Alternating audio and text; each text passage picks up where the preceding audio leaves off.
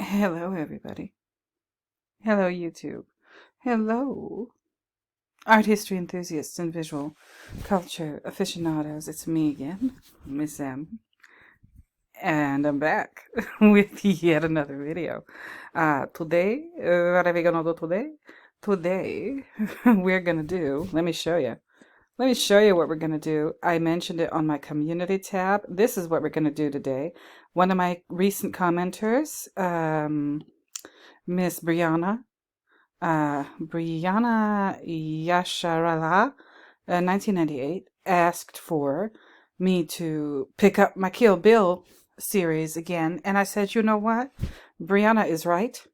Brianna has a point. Let me do that. And I looked at my videos over here. I looked through these and I said, when's the last time I did a Kill Bill video? Oh, it's been 8 months. It's been a little while since I did a Kill Bill video. And I said, you know what? Yeah, it's about time, Brianna. Thank you so much, Brianna, for reminding me. Let me do that. And where did I leave off in my Kill Bill series?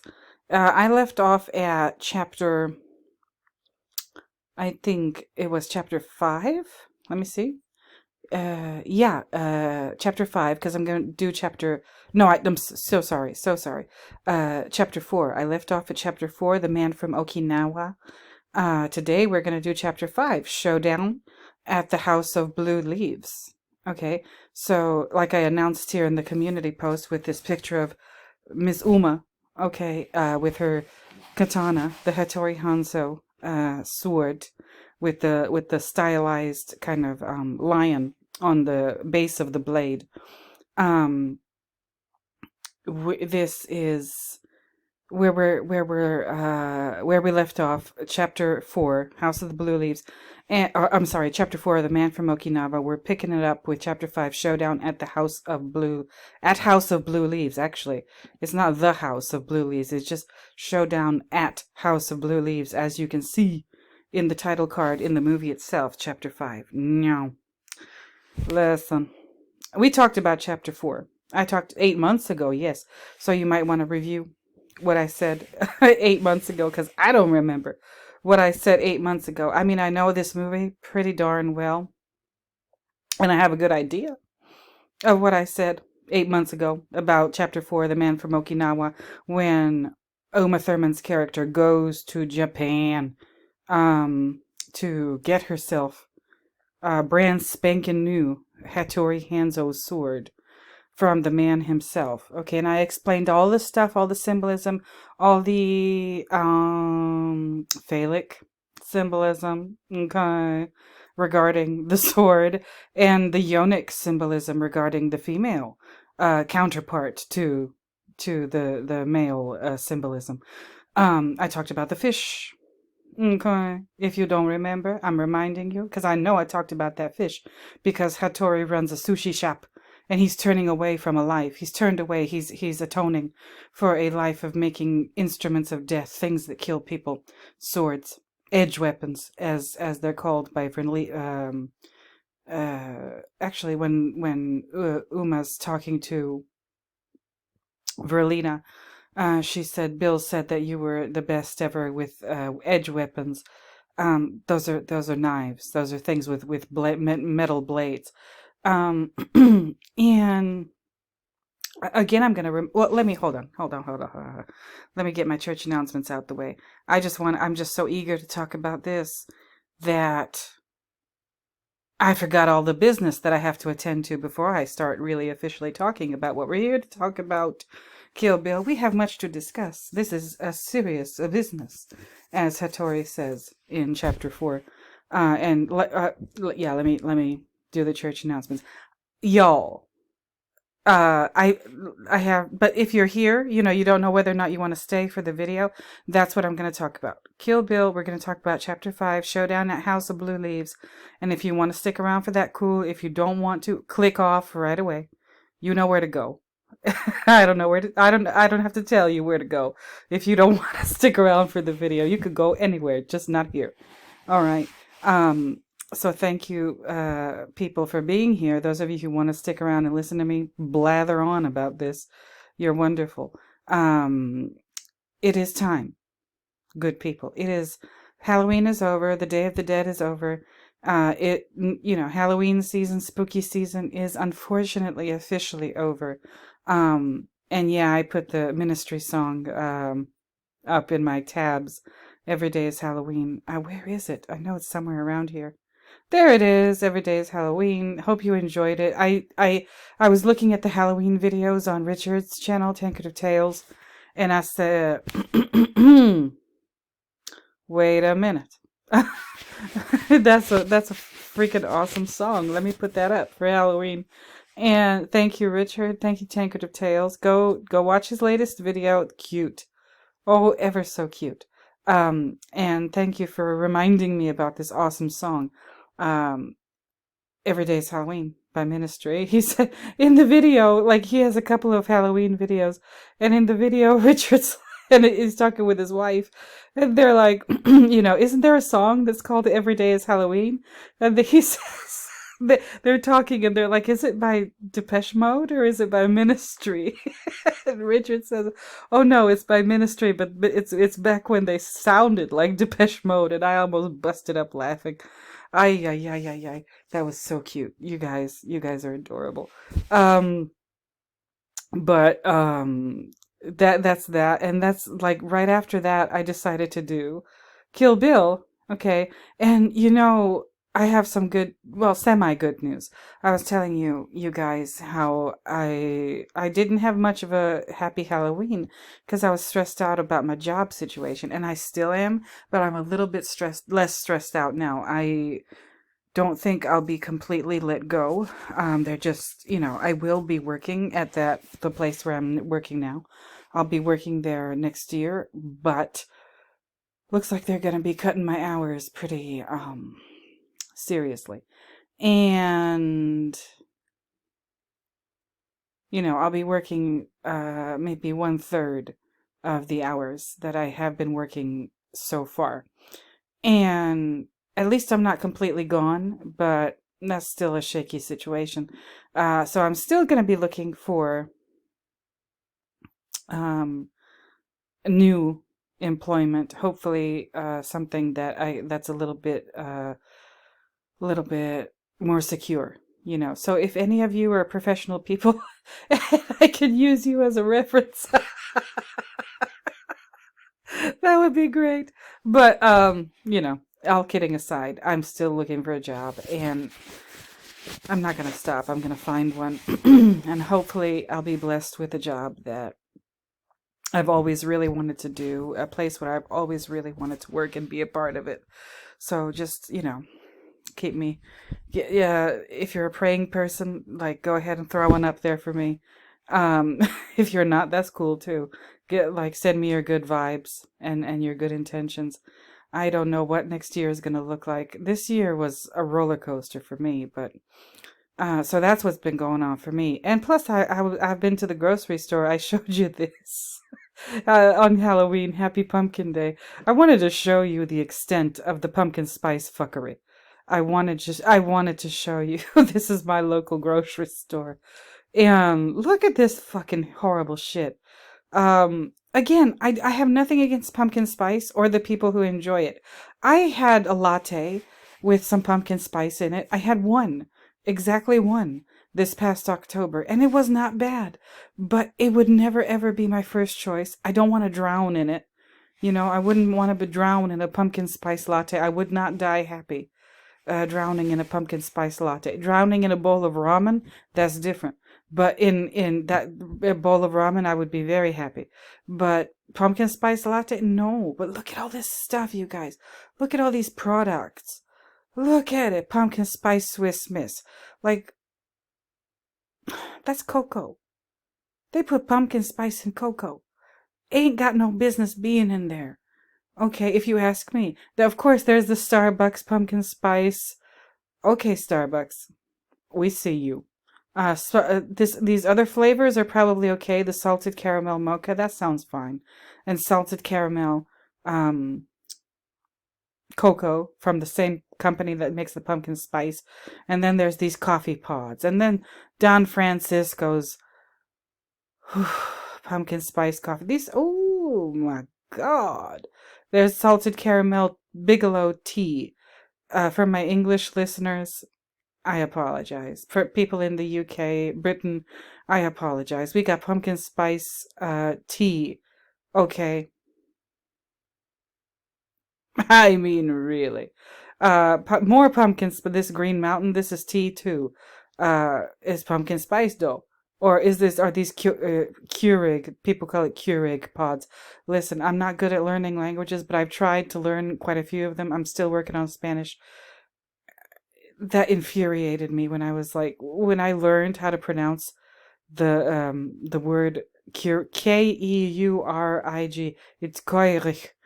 All right, that's how you pronounce Keurig properly. Keurig, not Keurig. But anyway, there it is. The pods for pumpkin spice coffee, pumpkin spice. Oh my God, everything. Dunkin' donut shop.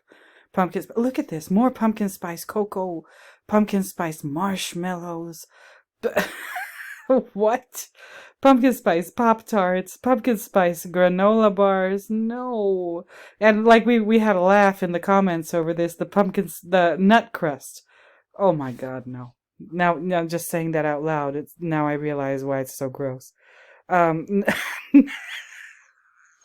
The ready to use nut pie crust. And like you're right, Richard, it probably has sugar in it. So it's probably not even geared toward people like you and me who are trying to avoid carbs. Oh my God. But it's sold out. It's gone. I don't know who made all those nut crust pies, but oh my God. And there's Cheerios, pumpkin spice Cheerios. There's blueberry. I don't know, what is this? Is this like Count Chocula? But or no, this is blueberry just a different character? I see the bolts in his head. So is this like the ghost of Frankenstein? I don't know what's going on. But blueberry. So those of you, I know I have a lot of international viewers and listeners. So now you have an idea of like what an American supermarket looks like. I'll show you more if you're from another country, if you're not from the United States or whatever. If you want to see like different sections of the supermarket, I will show you. Just let me know if you're interested in I don't know what the candy aisle looks like, what the dessert section looks like, what the deli looks like. I don't know if you're interested, because sometimes I watch these videos from other countries and the people like there was Ronald and Mats from Your Way to Norway. They just went inside a Norwegian grocery store and I'm like, this is what Norwegians eat on a daily basis. Wow. Lots of fish products. So, if you're interested, I will put the pictures up in the community tab and you can see what we eat over here in America. You might be surprised. But yeah, that's that. So, that's just small. And this isn't even all the stuff. There's much more pumpkin spice stuff all over the grocery store. But anyway, those are my two little updates. Not completely out of a job, but I still need to look for a new one. And the pumpkin spice horror in my local supermarket. My God. So, you guys, we're going to get into it. Oh, also, I have found out that if I want views, clicks and views and subscribers, I need to somehow figure out how to incorporate the word hose into every single last title for all of my videos from this point onward. Because look at this. Eyes Wide Shut Part 1, Part 2 is a viewer mail. But in both, like in this first one, I put the word hose. Look. 1.8 thousand views. Okay, and now I'm up to 907 subscribers. I'll have to check. How many was it 6 days ago when I put up this video? I think it was definitely not 900. No. And then I did this other one, Part 2, and it started off kind of slow. It was only like 100 or so views, and it did not have the word hose in the title. That was the problem. So I said, after like about a day, 24 hours went by. I said, wow, the difference is unbelievable between this one, part one, and part two. One has the word hose in the title. This other one didn't. And I said, okay, let me edit this. Let me edit the title and put the word hose in the part two title. So it used to read part two, more sex, drugs, nudity, and exclamation point, exclamation point, exclamation point. And then I said, let me add the word hose. And I did. And look, 563 views. I'm trying to help you by showing you this. This might sound like it's a waste of time. No. If you're a YouTuber, if you're having trouble getting clicks and views and subscribers, start putting the word hose in your title for your video. It doesn't matter what the video is about. Okay? I understand. If the video is about sea turtles, that's okay. Put the word hose. If the video is about, oh gosh, Richard. If the video is about, oh God, wait a minute. I don't know what you said your next video might be about, and I'm not going to say it here because maybe you don't want anybody to know. But like if oh my God, hold on. Like if you're going to do anything Shining related, just put the word hose. Just throw it in there. Just do your title, like your normal title that you would do it, however, and just at the end of the title, just put whatever your title is, tack on and hose. And I'm telling you, you're gonna get I'm gonna try that out with this one. It's gonna be Kill Bill Chapter 5, Showdown at House of Blue Leaves, and I'm gonna put and hose. And that's how you guys know, my good people, my regulars, my people who've been riding with me. You'll know why I'm doing that. All right. I'm gonna talk about a Twitter X whatever post that I recently saw regarding abstract expressionist art. I'm gonna make a video about it pretty soon after this one. I'm gonna put the word hose in there. Yes, I am. I'm going to continue with my Eyes Wide Shut series, my Full Metal Jacket series, my The Shining series. Might pick up Twin Peaks again. For all of those, I'm going to figure out how to work in the word hose into the title, because I'm not going to let this go. This is bringing me, I said I wanted to get monetized, and until I get monetized, every video is going to be about hose.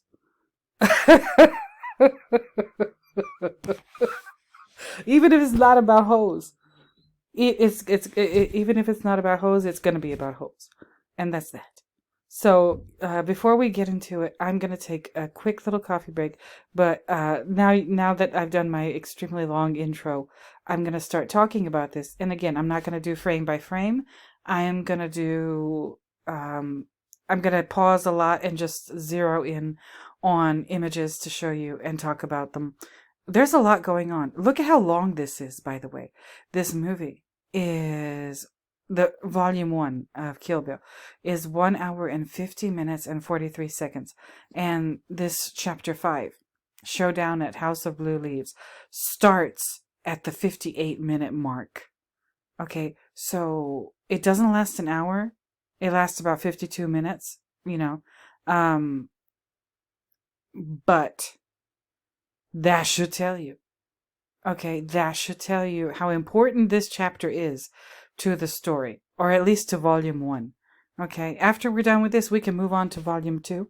But so this is chapter 5. So chapter 1, 2, 3, 4. Somehow he crammed all of those chapters into the first 58 minutes. But chapter 5, no, it's going to take almost as much time as it took for all the first 4 chapters for Quentin to do chapter 5 in volume 1 of Kill Bill. So let me go take my own little coffee break. I'm playing hooky tonight. I should be doing my Spanish homework and sending out job applications. But no, I just wanted to make a video and talk and connect with you guys over this movie. So stay tuned. I'll be right back. I'll go have some, it's not going to be pumpkin spice, no, but it's going to be a little cup of coffee, and you guys do the same. Fire up the percolator. Go get your percolator and plug it in, put the coffee grounds in, the whole thing. And I will come back in a minute. So see you very, very, very, very soon. Don't go nowhere. Okay, everybody, I am back. I had a cute little coffee break. Okay. And let's get into it. So, chapter 5, Showdown at House of the Blue Leaves. And I was talking about chapter 4. Chapter 4 is the chapter of death, baby. It is where Uma goes to Okinawa and has Hattori make a sword just special for her. Okay. And we talk about all the death symbolism, how many times we see the number 4. Every time we see the number 4, it's death. Death, death, death, death, death. If you look at the ceremony, the knives, the sword ceremony, there's 4 candles behind Hattori. I talked about the clock in the sushi shop, in the dining room of the sushi shop. I talked about the sushi and its fish, and there's the walls of the sushi shop are lined with, I don't know what they are, but they resemble enormous fish scales. So fish is a yonic symbol, because that's what gay men call women, fish. And Hattori is probably gay. And I talked about how Hattori is Verlina thinks she's or kill no, not kill Bill says that Verlina is the best ever with edge weapons. Those are knives. She can't be better than Hattori, because who other than a gay man would understand dicks and dickery? Okay, he's the maker of the best. So in the world of this movie, he's the maker of the best swords ever on planet Earth. Nobody can do it like Hattori. And Hattori feels bad about making these instruments of death, things that kill people. So he takes an oath and says he's never ever going to make a weapon ever again in his life. So he turns to female things. He turns to fish. Raw fish, sushi, or sashimi, or whatever. And as my friend, my research buddy, explained to me, in Japan, a woman sitting at the bar is like a big no-no. And like I said, that used to be the case in the United States too, in the 19th century. And Hattori doesn't care that she sits at the bar. He talks to her. He's friendly with her. He doesn't treat Uma like a second-class citizen, because he's not an ordinary man. He's not bound by these ridiculous rules and regulations on, how each gender should behave, because he's not following those rules in his own private life, because he's, living with either his husband or his partner in that sushi shop. Okay, so he swore an oath, Hattori, that he would never again make something that kills people, specifically a sword. But the thing about that also, that I don't know if I talked about, because it was 8 months ago, he said things that kill people. A lot of things kill people, not just swords, not just guns and bullets and dynamite, gunpowder. Like, no, you could kill somebody with, and we see that in this movie too. You could kill somebody with a stick. You could kill somebody with, you don't have to use firepower or an edge weapon. You could use poison. And there's poison in fish too. There's the fugu, the puffer fish, that it's extremely dangerous to eat. And that's very Japanese. They even did an episode about that on The Simpsons, when Homer thinks he's gonna die. And anything can be a weapon, not just so. But we're talking about, we see guns and or swords as primary weapons in this movie because of what they symbolize, the male body part. Okay, and there's something wrong. So Uma, and I'm calling her that now until the movie reveals her name, her character's real name.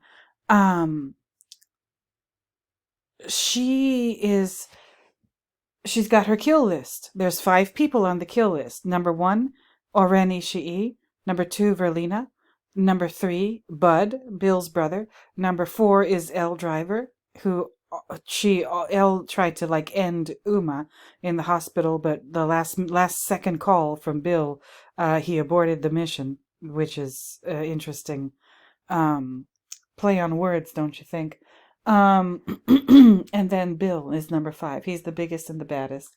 he's the one that she's trying to delete from existence. Why? Not just because he's a terrible villain and a killer and the whole thing, but because of what he symbolizes as a character. Okay, death and destruction and misery and all that stuff. Okay, and she goes to Bill's mentors throughout the movie. Hattori is one mentor.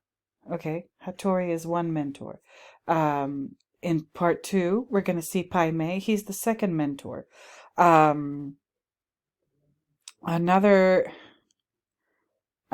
mentor is oh, wait a minute. I'm blanking out. But basically my point in saying this is that I believe at this point, I don't know if you guys know anything or have any other ideas, maybe you can change my mind, but Bill symbolizes just money itself. Okay, and I got that idea from some people I was talking to when they told me about the Mexican legend of Malverde. All right, the bad green. So kind of like Santa Muerte is like the patron or the patroness of criminals.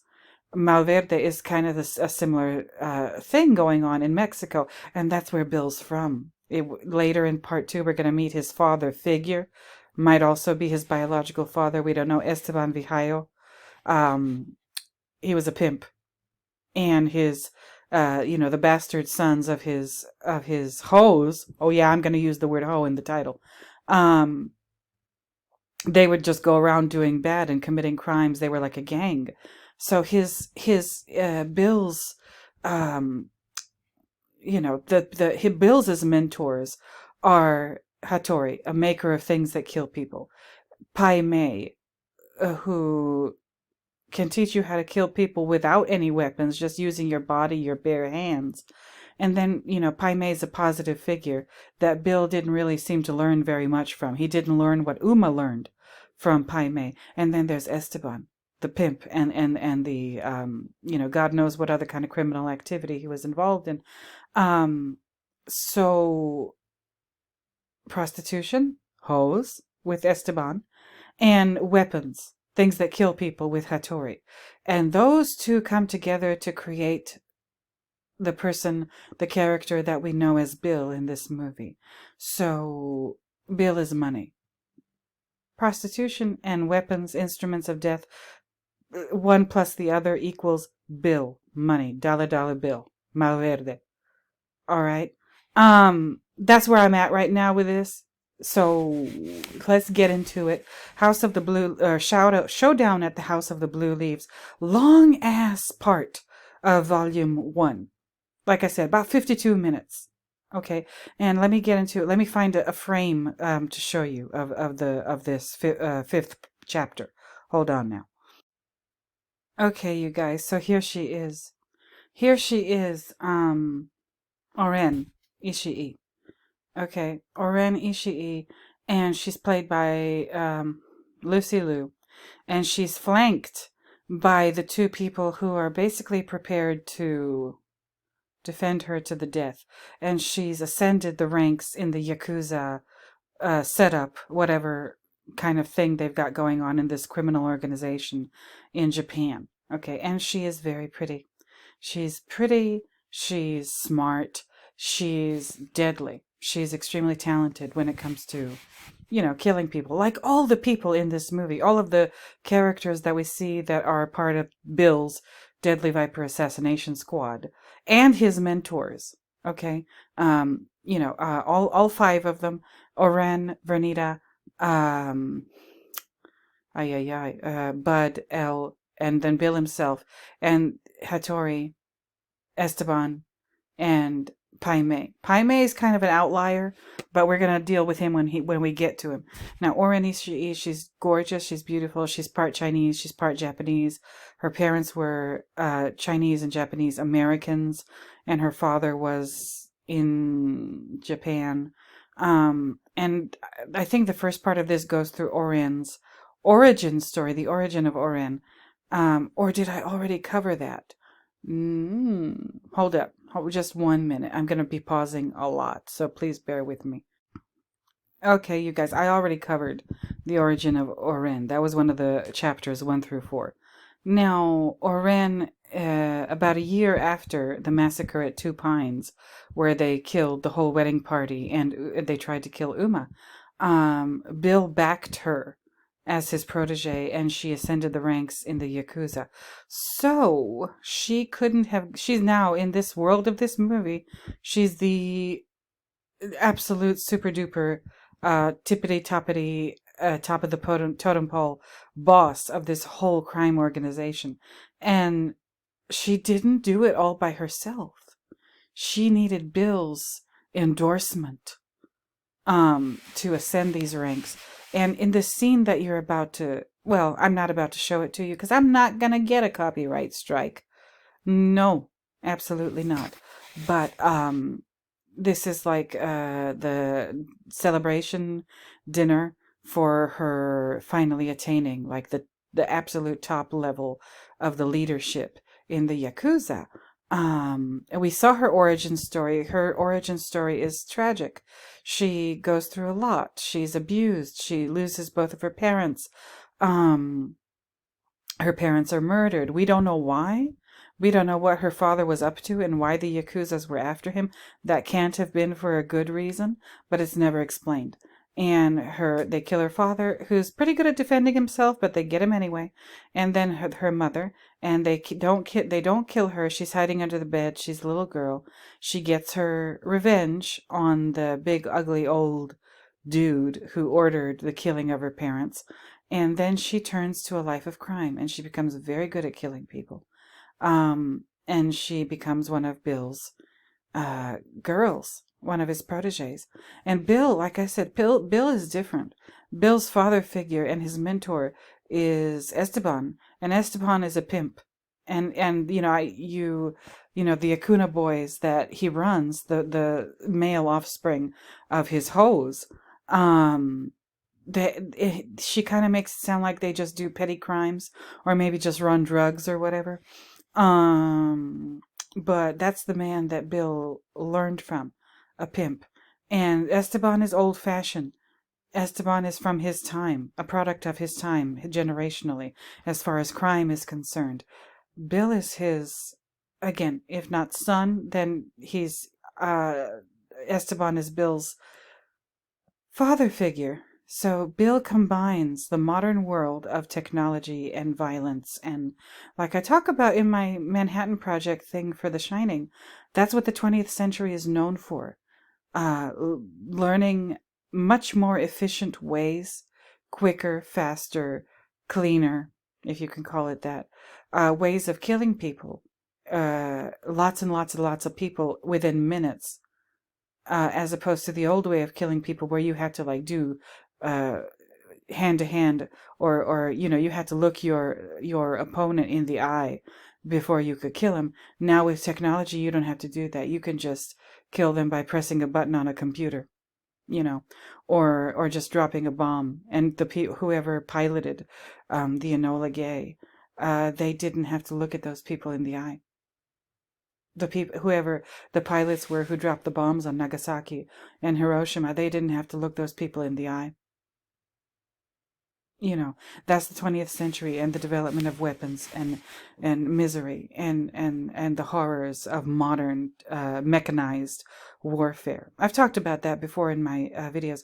So Bill is a product of that, plus the old ways of fighting, hand to hand, man to man, eye to eye, and the new ways of technical mechanized warfare. And this is a movie, again, I believe this is Quentin Tarantino's like love letter to all women living in the modern world.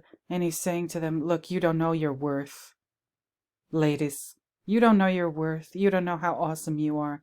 This world has beat you down, and this world has told you that you ain't shit. No. The horrible men of this world, like Bill, use women to hurt people. They hurt the women themselves, and they use women.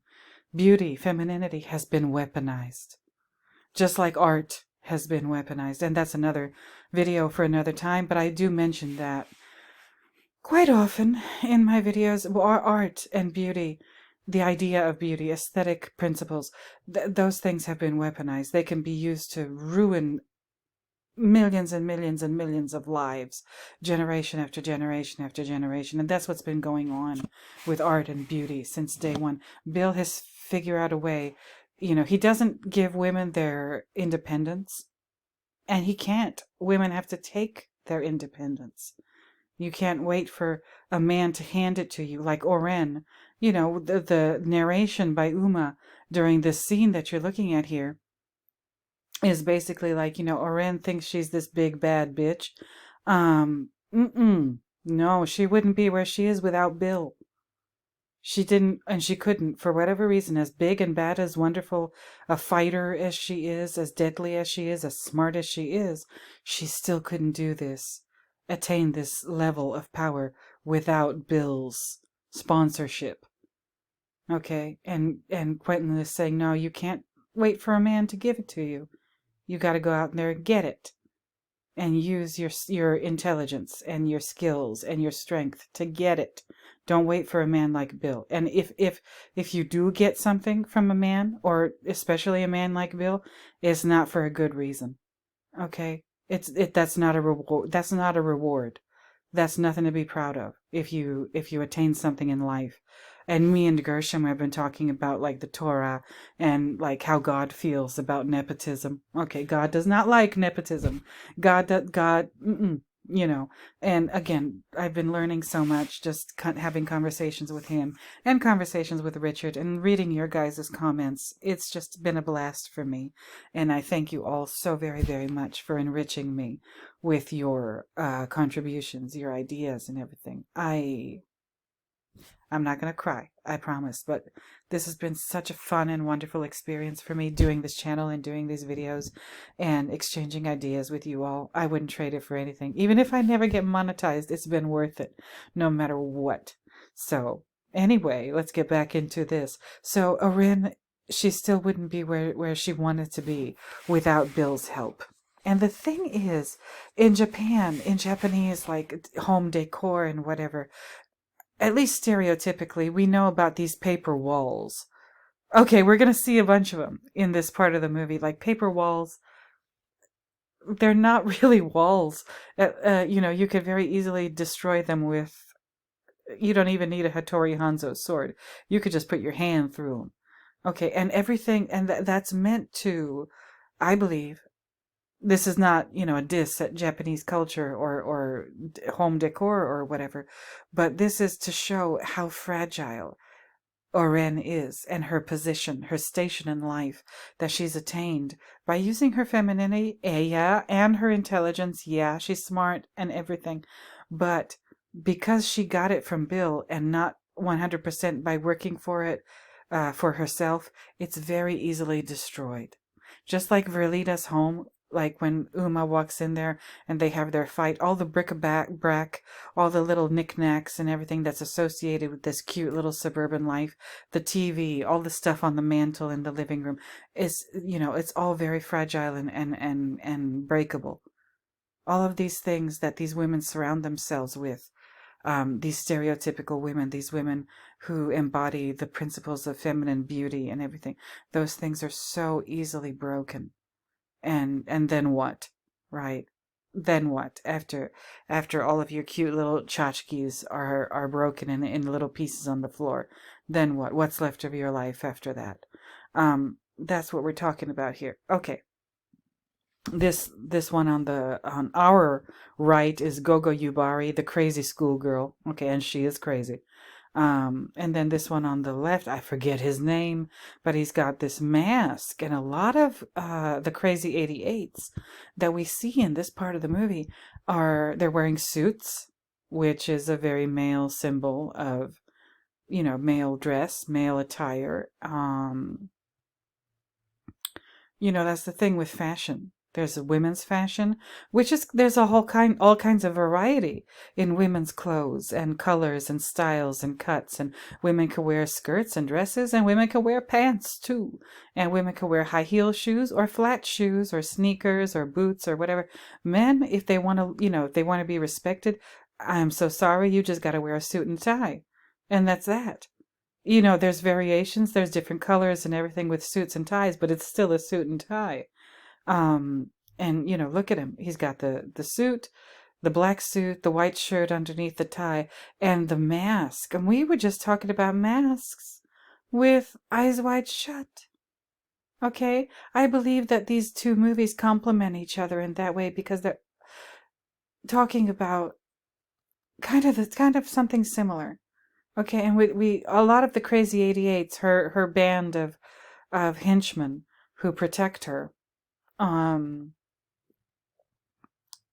they're dressed in suits and ties and these masks that obscure their face, meaning that you can't get to see them. You can't get to see their entire faces. Something about concealing your face and concealing your identity makes you more deadly, but also makes it more impersonal. Okay, I want to go back to, hold on. I want to go to Brianna's comment and see what she wanted me to touch upon. So hold on 1 second. Okay, all right. Here's Brianna's comment under the announcement post for this video. And Brianna says, "Yay, I'm so excited to watch this. I will have my snacks ready to go." Get them, girl. Get your snacks ready. And here's her questions.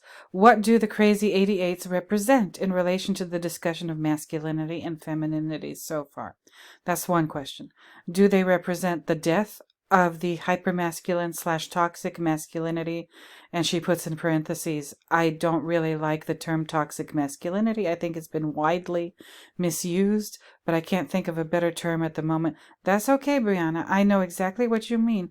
They just, you know, we hear these terms in the media and they just kind of stick, and we just use them because we want everybody to know what we mean when we're talking, even though it's not like really a good term. Toxic masculinity.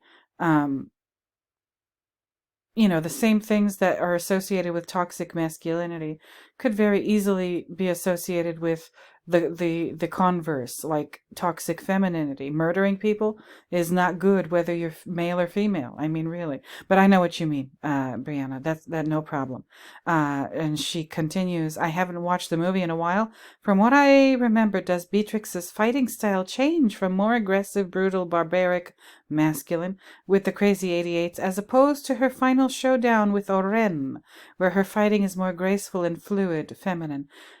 You know what? You, just by asking this last question about her fighting style, you point out a lot, Brianna.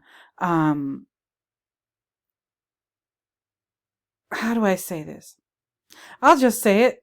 I'll just say it the way I'm gonna say it. Beatrix, okay, we can call her Beatrix. She fights like a girl. She fights like a girl, and that's supposed to be an insult when, you know, somebody like a man or a boy tells another boy, oh, you fight like a girl, you throw, you know, baseball, like you throw like a girl. That's an insult. Well, I wish I could fight like this girl, Uma's character in this movie. I think most people wish they could fight like a girl, male or female. When you see her doing her thing in this movie, she's magnificent. And I don't know if it changes, like with the 88s and Gogo and whatever that dude's name is. She has to fight a whole bunch of people all at the same time. Okay. So her fighting style has to be very efficient, but it's still very feminine. She has to be very quick. She has to be very aware of her surroundings. And of course, this is impossible in real life, what we see her do in this part of the movie, fighting off, like, it seems like countless, 88s. But she uses the lower half of her body quite a lot. Like I said, women, the way women are built, we're bottom heavy. Our butts and our hips are, kind of fleshy and kind of heavy as opposed to the upper half of our body. I can't do a chin up or whatever they're called, chin ups, pull ups, push ups. I can't do one of those to save my life. I mean, the lower half of my body is wonderful. I'm very strong from the waist down. From the waist up, useless. And a lot of women are like that. Unless you're a gymnast or something like that. But when you watch this part of the movie, and I do suggest that you do watch this movie and this part of the movie, look at how she uses the lower half of her body and how much flexibility she displays with the lower half of the body, and how much mobility and advantage that gives her over the men who are all, just because they're built like men, they're all kind of top heavy and their shoulders kind of dominate. There's something going on there. With regards to the crazy 88s, Brianna, and everybody listening and watching me, she asks, what do the crazy 88s represent in the relation to the discussion of masculinity and femininity so far? I'm gonna say something like slap up the wall, batshit crazy right now, and that's just what I do. The number 88. And I was racking my brains thinking like, okay, why are they named the crazy 88s? And then it hit me like, somebody rung a bell in my head. And I said, wait a minute, I've been talking about the Manhattan Project lately, and Stanley and Julius, Robert Oppenheimer, and Leslie Groves, and the Manhattan Project, and World War II. Okay, who were our main, the United States and what was it called? The Allies, in World War II. Who were the main enemies? The main opponents? The Germans. Okay. And when I don't mean, no, I shouldn't say the Germans. Like, there were probably some pretty okay German people even during World War II. But the Nazis who were, I guess, headquartered in Germany. And who else? The Japanese. That's who the United States dropped those 2 bombs on. Now, 88, you can look this up. You don't got to believe me. But that number 88 is associated with Nazism. Okay. And if I'm not mistaken, y'all help me and correct me. If you need to, please go ahead and do it in the comments. The Japanese and the Germans were kind of working together during the Second World War.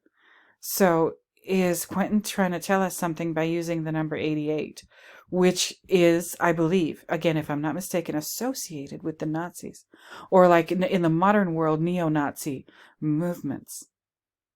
Okay, is Quentin pointing us in that direction? I don't know, but I believe it is a very definite possibility. All right.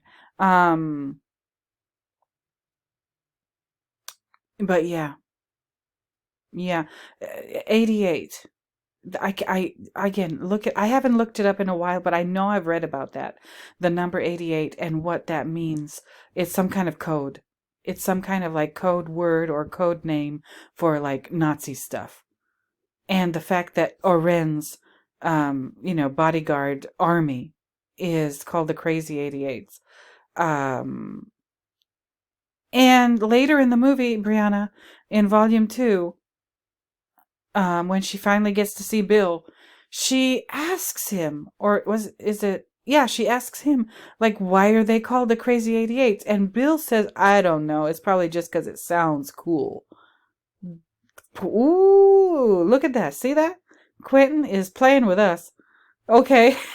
It just sounds cool. Come on. They, the writers of this movie, Q and U, Quentin and Uma, picked the 88 number for a reason. They didn't tell us why. And don't forget, this is the man who made Inglourious Bastards. So make of that what you will. If I'm right, I'm right. If I'm not right, I'm not right. And I can't do much about that right now. Your final question down here was the light switched to black and white simply to avoid a harsher rating? Or is there also a symbolic meaning to it? We're going to get into it, Brianna. We're going to get into it because I'm going to show you that. So I wanted to address Brianna's questions because, this is the person who expressed interest in me picking this series back up again. And this is the person who asked, the only person under my post who asked the questions about this movie. Okay, this is going to be a long one. You might need to put on another pot of coffee. But anyway, Oren, she has become the top dog in the world of Japanese, the world of Vice, as Uma narrates. Okay, and we know her background, we know her childhood, we know she's Bill's protege, and he supported her, and she wouldn't be where she is without him. Okay, still, just like Verlina living off a man, Verlina switched from her from Bill to her husband, Dr. Bell. Oren switched from. Actually, she didn't switch from anything. She was a deadly viper, and she kind of still is. Because Bill is the one who put her here, Bill still runs her. And all of the Yakuza and all of Japanese Vice. Well, look at that. Okay, she's not independent. All right, like the Destiny's Child song says, independent women. No, no, she likes to think she's in big and bad, but she ain't. Okay, so let's keep it moving. Let me find another frame here. This is the part of the movie where she chops that dude's head off for saying that her being their boss is a perversion because she's female. Okay, I'm not going to show you that. No, not going to. I need to get monetized, okay? I can't be showing you like beheadings. No. Okay, y'all. Let me talk about her for 1 second. This is Sophie Fatal. Okay, she's French. She's extremely pretty. This lady who plays her, I don't think I've ever seen like a more beautiful face, a female face ever. Her facial proportions are absolutely perfect, this lady. And I think the lady who plays her was also in Inglourious Basterds. Her name's Julie Dreyfus. And she is Oren's lawyer and secretary, and like, her, not right-hand man, but right-hand woman. And she used to work for Bill. She was also one of Bill's proteges. She doesn't fight. Sophie doesn't fight. We don't ever see her fighting or doing like martial arts or anything. She's just a brain. And that's why her name is Sophie. Okay, Sophie means, the love of knowledge. All right. Or just knowledge in general. Like philosophy. Philo means love, and Sophie means knowledge. So she is knowledge, and fatal means, well, fatal or deadly. So she's deadly knowledge. Okay, see how that works? All right. And she's a lawyer, so she knows the law. And some people, lawyers, I think they're good people, but there are some lawyers who, I'm sorry to say it, they go to law school and they learn the law just so that they can know how to get around it. Okay, like, not, I've never met a person like this, but like in popular media, there's, on the Real Housewives of Atlanta, or she used to be on the show, Phaedra. She's a lawyer. And she's involved in some shady shit. I can't help but think that she went to law school just so she knew she could figure out how to get around the law and commit crimes and not get caught. There are other people like that. There's plenty of examples. That's just, the first one that comes to mind because I used to watch that show so much. But Sophie, she very pretty, and you can't work for Bill unless you're, good looking. But this one, it's not her killing skills, it's her brain. It's her brain and knowledge. Knowledge, and the fact that she uses knowledge in a deadly way. And she's like talking on the phone. Uma remembers her. Beatrix remembers her talking on the phone while they were beating the shit out of her at the chapel in Two Pines, laughing. Like, these people have no soul. These people are completely without any morals or anything. Sophie's one of them, and she's, I guess the one who runs all of Oren's stuff, and she was probably the one who ran all of Bill's stuff, just the administrative portion of the whole thing. Okay, so let me, I wanted to mention her. I really wanted to mention her, and she's going to be important in this part of the movie. Okay, you guys, I skipped over the part where they introduced Gogo because it's just really gory. But Gogo is crazy. She's in a schoolgirl uniform. She uses her beauty and her sex appeal just for killing. She just loves to kill people, men, for whatever reason. I don't know. But I wanted to show you this. Okay, I'm not going to show you the beheading. I'm not going to show you Gogo acting crazy and slicing people's guts open. No. But this table, though, that they're sitting at, they're having like a celebratory meal and drinks and whatever, because this is the celebration for Oren being. I don't know if I don't think she got elected. I think she just killed a bunch of people to get to the top of this organization. Look at the table. Look at the design on the table. God damn it, it's a dollar sign. Okay, look at it. Look, people. Look at it. It's all running down the table. There's the S with the double lines running through. This is all about money. Dollar bill. And we're in Japan, by the way. I mean, I don't know what the symbol for yen looks like. Maybe I should look it up. I don't know, but I don't have that kind of time right now. But we can recognize this curve very easily. This S curve here as a dot with a double line going down it is a dollar sign. Everything that you're looking at is about money in this movie. Money and or I was going to say money and or sex, but maybe I'm wrong. You know, maybe it's not about sex. Just like Eyes Wide Shut is not about sex. This movie, we don't see any nudity. We don't see any sexual situations. We see symbolism about, you know, the male body part, the female body part, but we don't see any sexual anything. It's implied. These women are beautiful. Every lady on this cast is absolutely gorgeous. And the sexual stuff is implied, but we don't see it because it's not important. Because the sex itself that was probably present in all of the stuff that was going on in this world of these people in this movie doing their dirty business, the sex is weaponized. Their beauty is weaponized. All of these ladies, their beauty is weaponized, and their sex, their execution of the sex act, and however they did that in the course of their work as assassins or whatever, that's just part of the job. It's not fun. It's not nice. It's not sexy. It's not beautiful. It's just business, as you know. As somebody named Eyebrow would say, it's just business.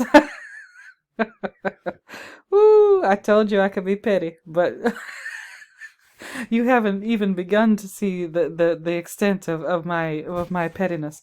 But it's just business, though. Look at this dollar sign and this beauty and these ladies.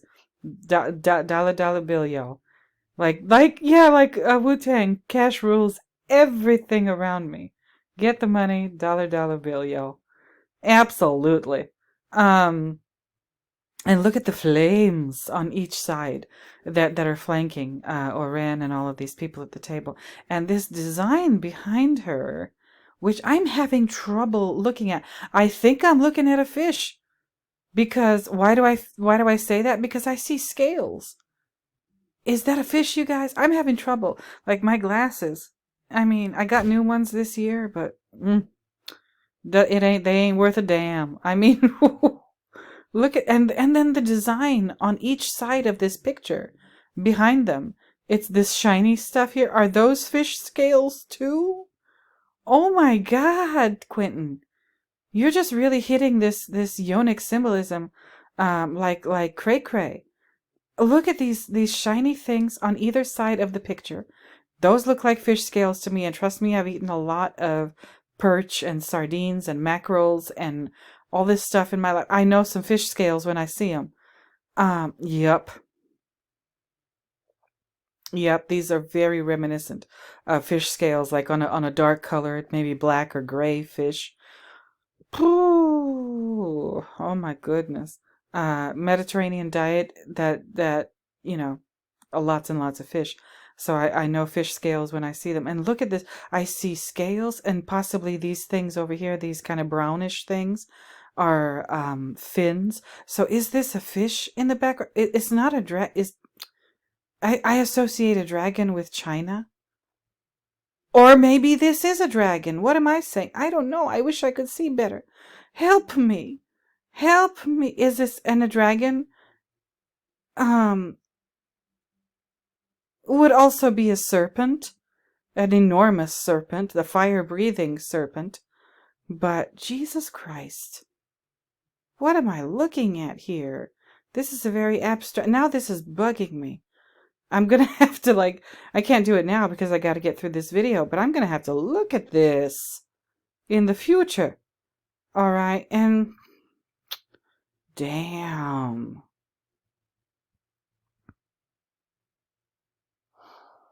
Oh, hold on, you guys. Hold on. Okay, I'm back, and I looked up everything I could about blue leaves. And this is the title of this chapter, House of Blue Leaves. And I thought maybe blue leaves had to do with narcotics. I looked up whether or not the coca plant has blue leaves, or no, none of it. The only like plant that I could find that has blue leaves is like the begonia. And I don't think you can make drugs out of begonias. But I did find a play called The House of the Blue Leaves, and you can look it up yourself. And the play is about a man who he's a zookeeper. He works in he's in New York City. He's a zookeeper, and he dreams of making it big in Hollywood. The problem is his wife is mentally ill. She has schizophrenia, and I think she ends up in an institution.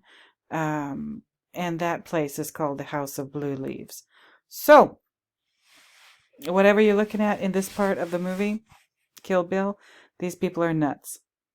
They're absolutely crazy. You're looking at the inside of a nut house, a crazy farm. So that's what's going on. Anyway, I wanted to highlight the dollar bill, and I've talked about everything, fish scales, all kinds of stuff. Okay, I'm not going to show you the beheading, so hold on. Okay, so again, I'm not going to show you the part where she beheads the guy, but it's gruesome and it's terrifying. And then she does this really horrible, smarmy speech about how, even though she's the head of the organization, she still encourages the men to express their opinions about anything they want to, except the opinion that was expressed by the guy whose head she cut off. And when you look at her and you look at the way she's dressed in this part of the movie, Oren, she's wearing, well, I'll talk about her clothes when we get to them, but she's wearing clothing that is supposed to be reminiscent of traditional Japanese clothing meant for females. And the thing about them is that they restrict her movements. And the fact that she could get up out of her seated position so quickly, and those little socked feet of hers, and pounce on over to the dude and cut his head off very, very, very quickly, means that she's very in control of her body, even when it's confined in an outfit that is not made for facilitating mobility.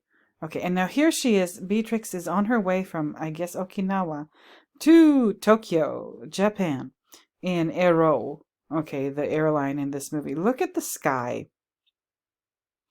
behind this airplane. Red. This gorgeous red background, sky color.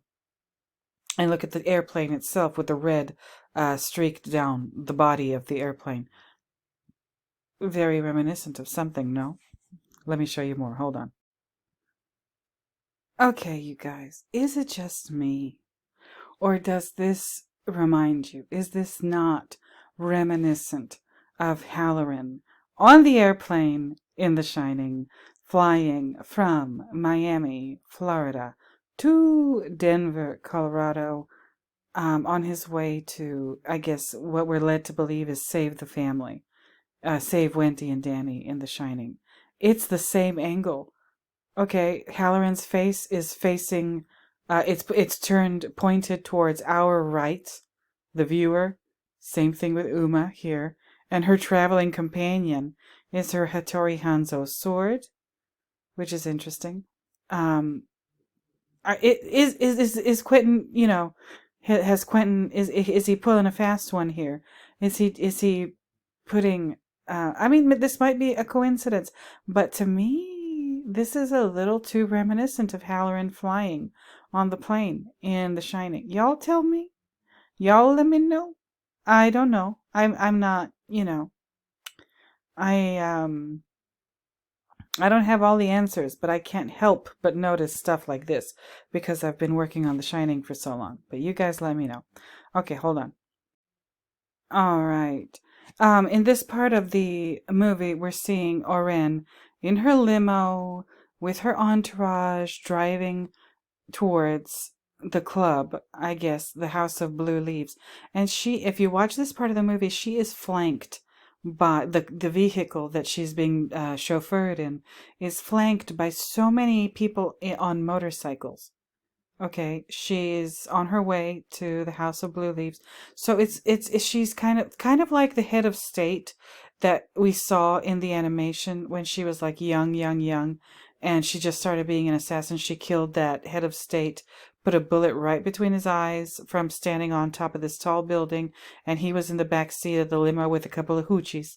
Okay, and she put a bullet in between his eyes. Um so she's kind of traveling like that now, too. She's attained that level, that rank. And this is foreshadowing. So she's traveling just like the guy that she killed when we saw the Origin of Oren chapter of Volume 1. And she's got the same importance or the same power as a head of state. Okay, and she's wearing this gorgeous white outfit that you'll see full length in a minute. She's about to meet her reckoning. Uma's Beatrix is on her way. Okay, just like Halloran, except in the Quentin flips it. Halloran is traveling in the airplane towards the Overlook Hotel, and when he gets there, he gets axed. This is the other way around. Okay, so this Halloran, the Uma Halloran, isn't gonna get killed. She's gonna do the killing.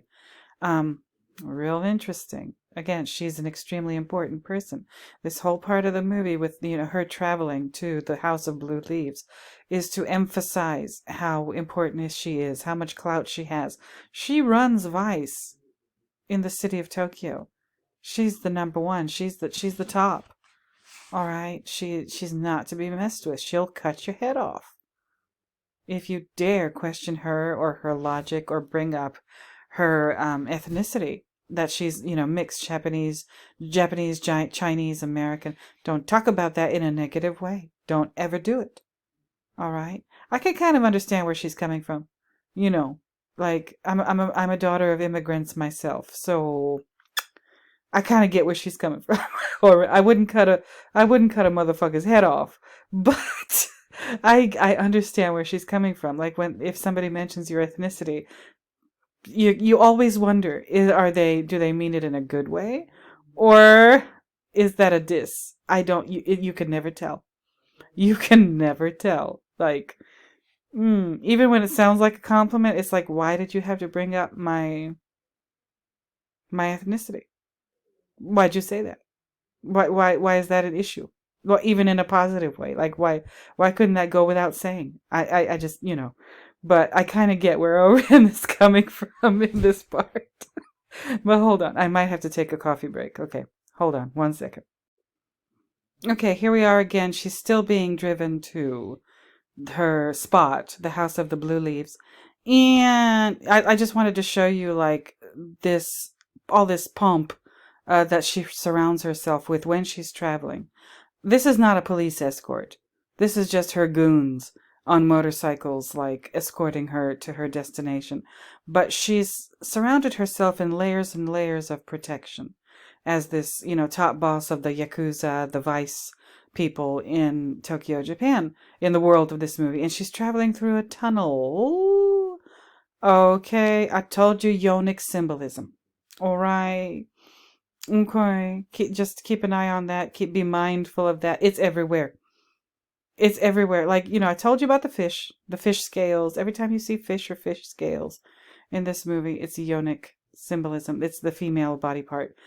This tunnel, same thing. It's about the female body part. And there's like this overriding theme in this movie where these women in this Deadly Viper assassination squad, in order to be successful, in the world that they inhabit, in the roles that they play in the world that they inhabit. They have to act like men. They have to try to be, don't have to excuse me for using this kind of language, but it's kind of, I kind of can't avoid it in order to say what I'm here to say. They got to act like dicks. These women got to act like dicks in order to achieve anything. And they got to learn how to wield and master a weapon that is phallic. Okay? So just a weaponized dick. Swords, guns. Yup. Whether it with edge weapons, it doesn't matter whether they're big or small edge weapons. They're edge weapons. They're phallic. Whether it's a teensy-weensy little dagger or this colossal, beautifully made Hattori Hanzo katana. And the yonic symbolism is the tunnel, the fish. We'll get to it in volume 2. I won't tell you that part right just yet. But there's a lot of this going on. There's a lot of this going on. Okay? So, let's keep it moving. And Uma's on her way. You know, she's going to be riding a motorcycle too. Alright, I wanted to show you this. So, okay, Uma landed. She got there to Tokyo. And she's walking through the airport with, like, no luggage, but with her katana. And that's just okay, I guess. That's just normal. But here's an ad on the wall. Like you see in airports, these great big advertisings. And there's one with Sophie Fatal, of all people. Advertising cigarettes. And they're called, I think they're called Red Apple cigarettes.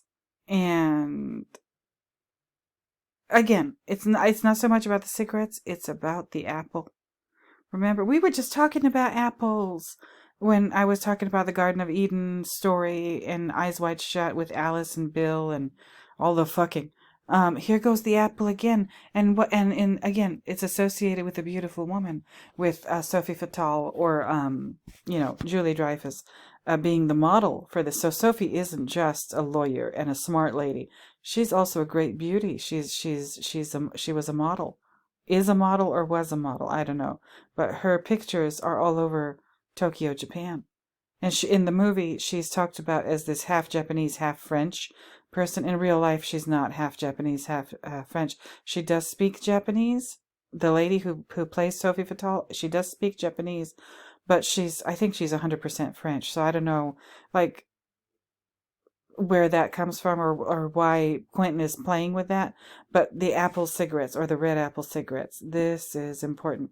Japan is a country where, from what I've read, a lot of people smoke. To this day, there's lots and lots of smoking in Japan. So it's not considered like taboo like it is in the Western world, or in maybe not even the Western world, in the United States.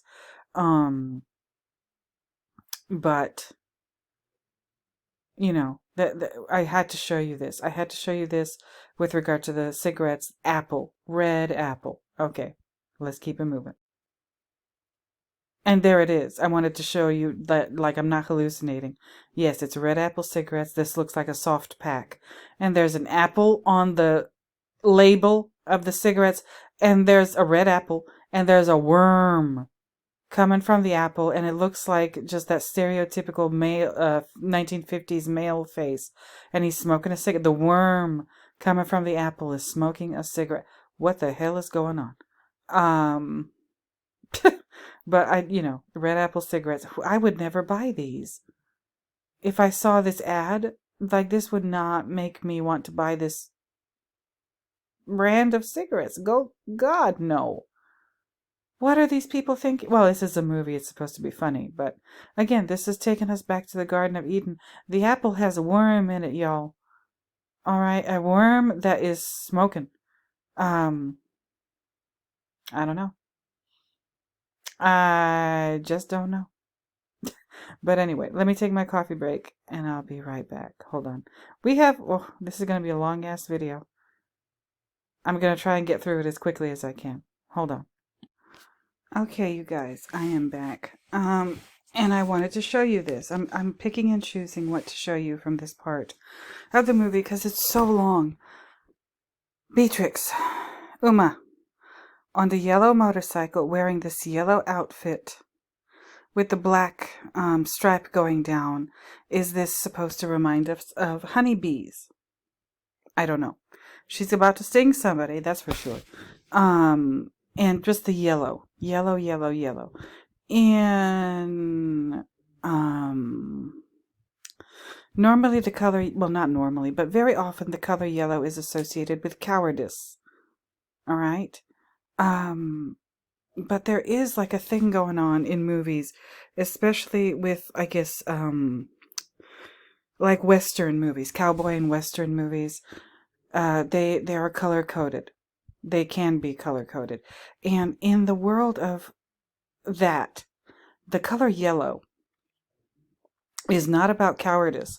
It's about somebody who is fighting, a warrior who is prepared to die. The color yellow symbolizes that they are going to fight to the death, if need be. No, so the exact opposite of cowardice. All right, so I want you to keep that. And when I don't know who it is it Hattori, who says to Uma's character, she calls her the yellow-haired warrior, which refers to her being blonde. But again, he doesn't say blonde.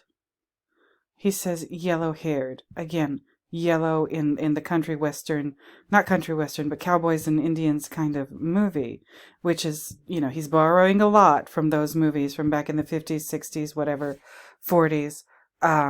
That color can be used to symbolize, like I said, the exact opposite of cowardice. Somebody who's fighting and willing to die to achieve whatever objective they're trying to do. Okay, so we see her hair is yellow, and then this outfit is yellow, and the motorcycle is yellow. That's what's going on. Okay, you guys, before I continue, let me do a quick commercial break. This is for my friend Gersham's t-shirt store here, WWARPPD Warped. He's got some new stuff, you guys. He's got some new stuff. I keep forgetting. I'm sorry, Gersham. I keep thinking, oh shit, I forgot to mention Gersham's t-shirt store. But here it is. Warped. Go there. Get something. He's got these new ones, which are adorable. It's Your Money's No Good Here. Okay, your money's no good here. Ay, they are so cute. And coffee cups and the whole thing. Okay, so these are the It's Okay, you saw it on television, and the other ones, they've been around for a little while. But Your Money's No Good Here. These are brand new. Just walk around town in these shirts. Let the people know that you can't be bought. All right, get one of Gersham's t-shirts. It's over here. I'm going to leave the link in the description. So that's it. That's it for the commercial break. Let's get back to this. Let me see if I can skip through. Oh yeah, this is gruesome. This is her remembering when they kicked the shit out of her in the chapel at Two Pines. Now here's Oren, and they're making their way to their destination. Okay. And again, hold on. Let me get organized here for a sec. And again, Uma, she's wearing the yellow, and she's following Sophie's car. Sophie is traveling in a separate car, and as she's following Sophie's car, the light on the street changes her outfit from yellow to red. We're gonna see a lot of red pretty soon, so get ready. All right, I want to talk about this for a second. So Oren and her entourage have arrived at the House of the Blue Leaves, which is like this nightclub, restaurant kind of place. It's beautiful. And the owners of the establishment, they're going to cater to everything that Oren and her entourage want. And, the wife says to the husband, it doesn't matter what they want, no matter how ridiculous or selfish or whatever their requests are, we're going to get them what they want, because these people are known for causing trouble, killing people, whatever. You don't want to piss them off. And Oren has this darling white outfit on, and it's supposed to either be like a traditional Japanese outfit for women, or very reminiscent of a traditional Japanese outfit for women. And I mentioned how she always wears these kimonos, and how the point of the thing is it inhibits her mobility. It limits her, she can't take nice wide steps in this outfit. And her shoes, with these little socks and everything. These shoes, these like, I don't even know what they're called. You're gonna have to forgive me for not knowing what they're called. But they're not made for walking comfortably. And they're not made for, like, these are not hiking boots. Okay, they're not meant to make it easier for her to walk. They're meant for making, as you can see, they're very unstable. They're meant to make it harder for her to walk and take steps, because for some reason, in the Western world, women wear high-heeled shoes. All over the world, actually, women wear high-heeled shoes. And the point of high-heeled shoes for women is to make you look unstable, to make it look like you could fall at any second. And you could if you've never worn high-heeled shoes. They're fucking dangerous. Okay? And the higher the heel, the more dangerous that shoe is, because you can only, like, your foot when you're wearing high-heeled shoes. I've worn all different heights of high-heeled shoes. I've worn like 2-inch heels, 3-inch heels, all the way up to 6-inch heels. And like I said, the higher the heel, the more unstable your foot is. Your foot hurts. Okay, it hurts. It just freaking hurts. And it's hard to, that's why it's so impressive when a woman looks confident and looks like she's in control of her feet when she's wearing high-heeled shoes, whether it's a runway model or a dancer or whatever, because that shit is not easy to do. Okay? It is not easy to be stable, because the only part of your foot that can, like, really make contact with the floor is the front part of your foot, the ball of your foot and your toes. That whole other 2/3 of your foot going back to the heel, it's propped up by the heel. Okay? And that completely unstable, like a cat. But cats have much better balance than people. And again, her foot is even, like, hanging over the side of this shoe. And this whole outfit is meant to make her look weak.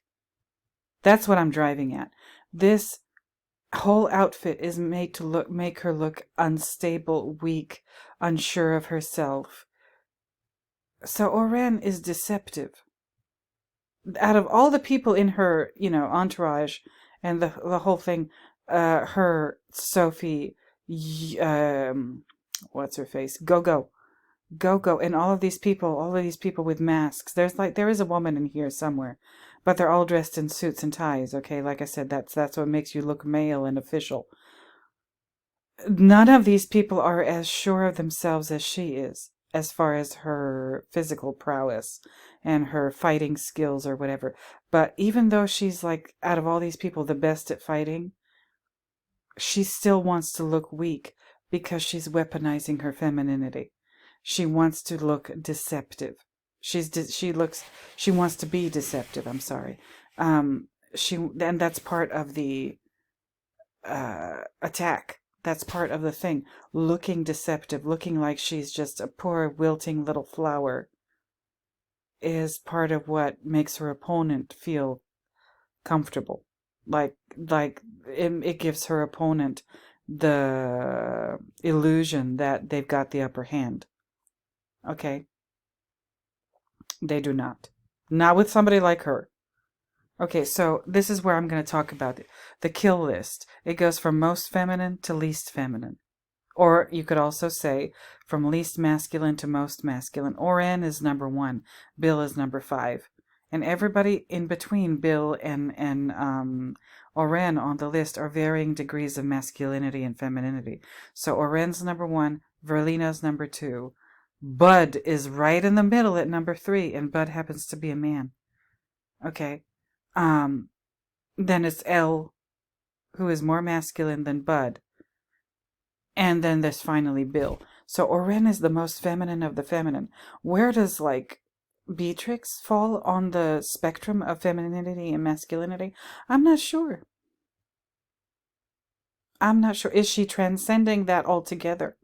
Is Quentin saying, yeah, no, forget that shit. Forget, like, feminine, masculine. Just be yourself. Be whoever you are. And don't worry about, like, because, unfortunately, gender is also weaponized.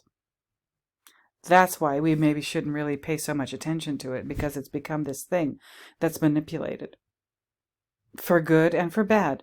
But very often for bad reasons. You thought I was going to get into a political discussion. Oh, hell no.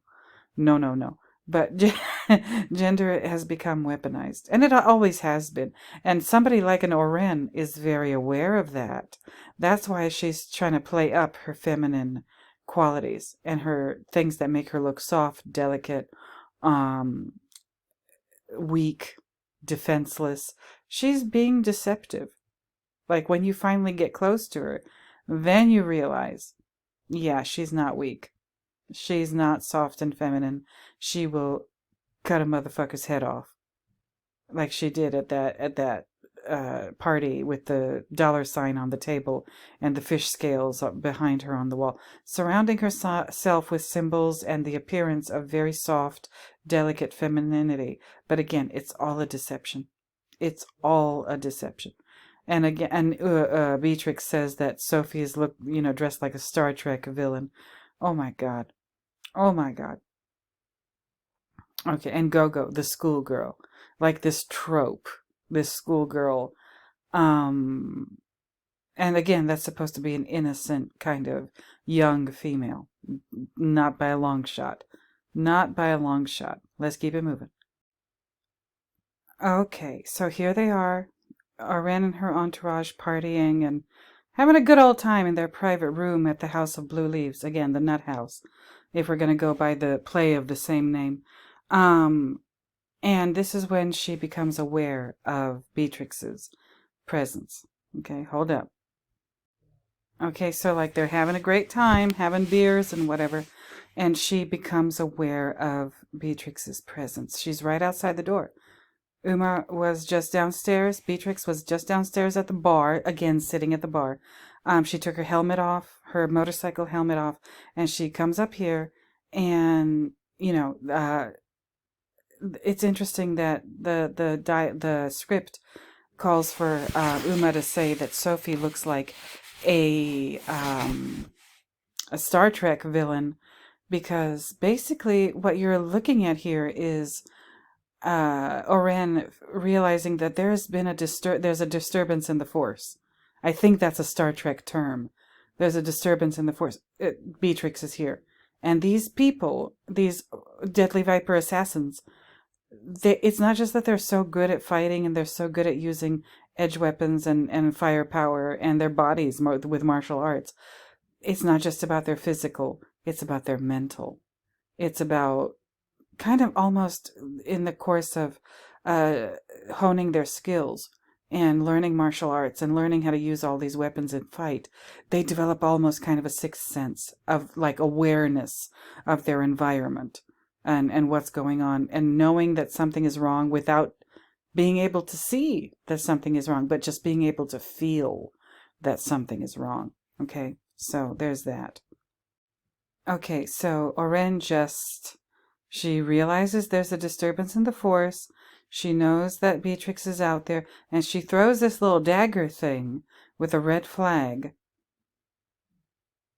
at the end of it. It whizzes right past Beatrix's head, and it embeds itself in this wood here.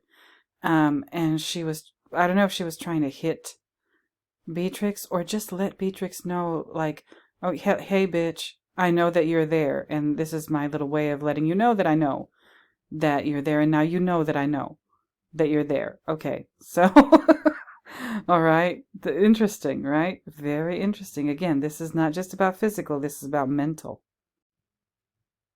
Okay, so she just threw like the warning shot at Beatrix, letting her know, I know that you're there. I know something's wrong. And she doesn't go check for herself. No, she sends Gogo. And Gogo is deadly and crazy and will cut a motherfucker. and cut somebody's guts open and have all of their intestines fall out. The whole thing. She's absolutely terrible. But she's not a very self-aware character. She's just, all she cares about is aggression and power. Gogo. Why? I don't know. Does she have a similar backstory as Oren? Is this Gogo girl a product of abuse? Is her life and that it's led her to being one of Oren's top assassins? Is that a product of, her being abused when she was younger, just like Oren suffered a terrible childhood? I don't know, but I can't show you everything because I've already been talking for a while. But Gogo looks to the left and right looking for Beatrix, and she doesn't find her by looking left or right. And the reason that she can't find Beatrix is because Beatrix is so physically strong that somehow she hops up and attaches herself to the ceiling. And everywhere, Gogo looks everywhere but up. Okay, and that's where Uma is. Everywhere but up. And what that tells us about Gogo is, like I said, she's only concerned with aggression and power. She's not at all. The reason Gogo doesn't think to look up is not necessarily because she's not very smart, but she's not concerned with higher ideals. All right? She's not concerned with developing her mind. She's not concerned with developing, her spiritual side. No. All she cares about is the earthly stuff, things that are worldly. All right? Aggression and power, and the benefits that those things can bring. Not higher ideals, not developing her intelligence or her mind, spiritual, no, nothing, none of that. Okay, you guys, so Sophie, well, what happens is, Beatrix goes to the ladies' room and takes off the outer shell of what she's wearing, like the motorcycle outfit, and underneath the outfit she's wearing under the outer shell is still yellow. And then Sophie goes from their private room upstairs to the ladies' room, and that's where Beatrix gets her and brings her out into the dance floor of the club. And she, all the partying stops, the music stops, the dancing stops, and Uma's got Sophie right here. And Sophie obviously can't defend herself. Like, she doesn't know martial arts, nothing, because, she didn't even put up a fight. And there she is. And Uma calls, or, I call her Uma, but she calls out Oren, and she says, okay, come on out of there. And what she does in this scene, to show Oren that she's serious, is she has Sophie here. She's holding her kind of hostage, and she cuts off her left arm with the Hanzo sword. She cuts off Sophie's left arm. Sophie's like the symbol, Sophie Fatale. She's the symbol of using knowledge in an evil way. All right. And she cuts off Sophie's left. I'm not going to show it because, again, I'm not going to get in trouble. But she cuts off her left arm because how do we say left arm or left-handed in Latin? Sinister. Okay, the left hand or the left arm is the one that does bad. All right. So yeah, this is Uma Beatrix showing Oren. I'm serious, and I'm cutting your friend, your best friend, and in your whole little setup there, your best friend. I'm cutting her arm off. So I don't know if this means that there's something going on, Heloskis, between Sophie Fatale and Oren Ishii. Maybe they're more than just friends. I don't know, but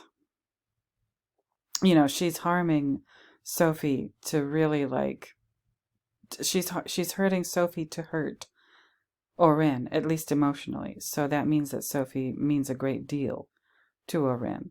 And I don't know if it's on that level, but there is a possibility. We can't ignore that possibility. So I'm not going to show you the not the beheading, but the bearming. So hold on. Okay, and this is it. I mean, I'm not showing the actual slicing, but look at this blood, like fountain of blood coming from Sophie's severed left arm. It's very impressive.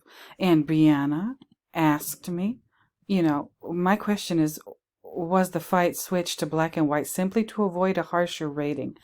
No. I don't think it was just to avoid a harsher rating. Because I mean, I don't know how these censors work, but like when I watch this movie, I'm like not even bothered by all the blood and whatever. I guess it's not a good movie to show to kids, but I don't think it's necessarily just to avoid a harsher rating because, like, I think it's rated R. I'm not sure, but I think it's rated R. Like, can you get much worse than R? Yeah, you could. You could get like NC-17 or something like that. But that's not it. There's no sex in this. I mean, none. None. There's no nudity, no sex, not even the hint of any sexual activity depicted in this film.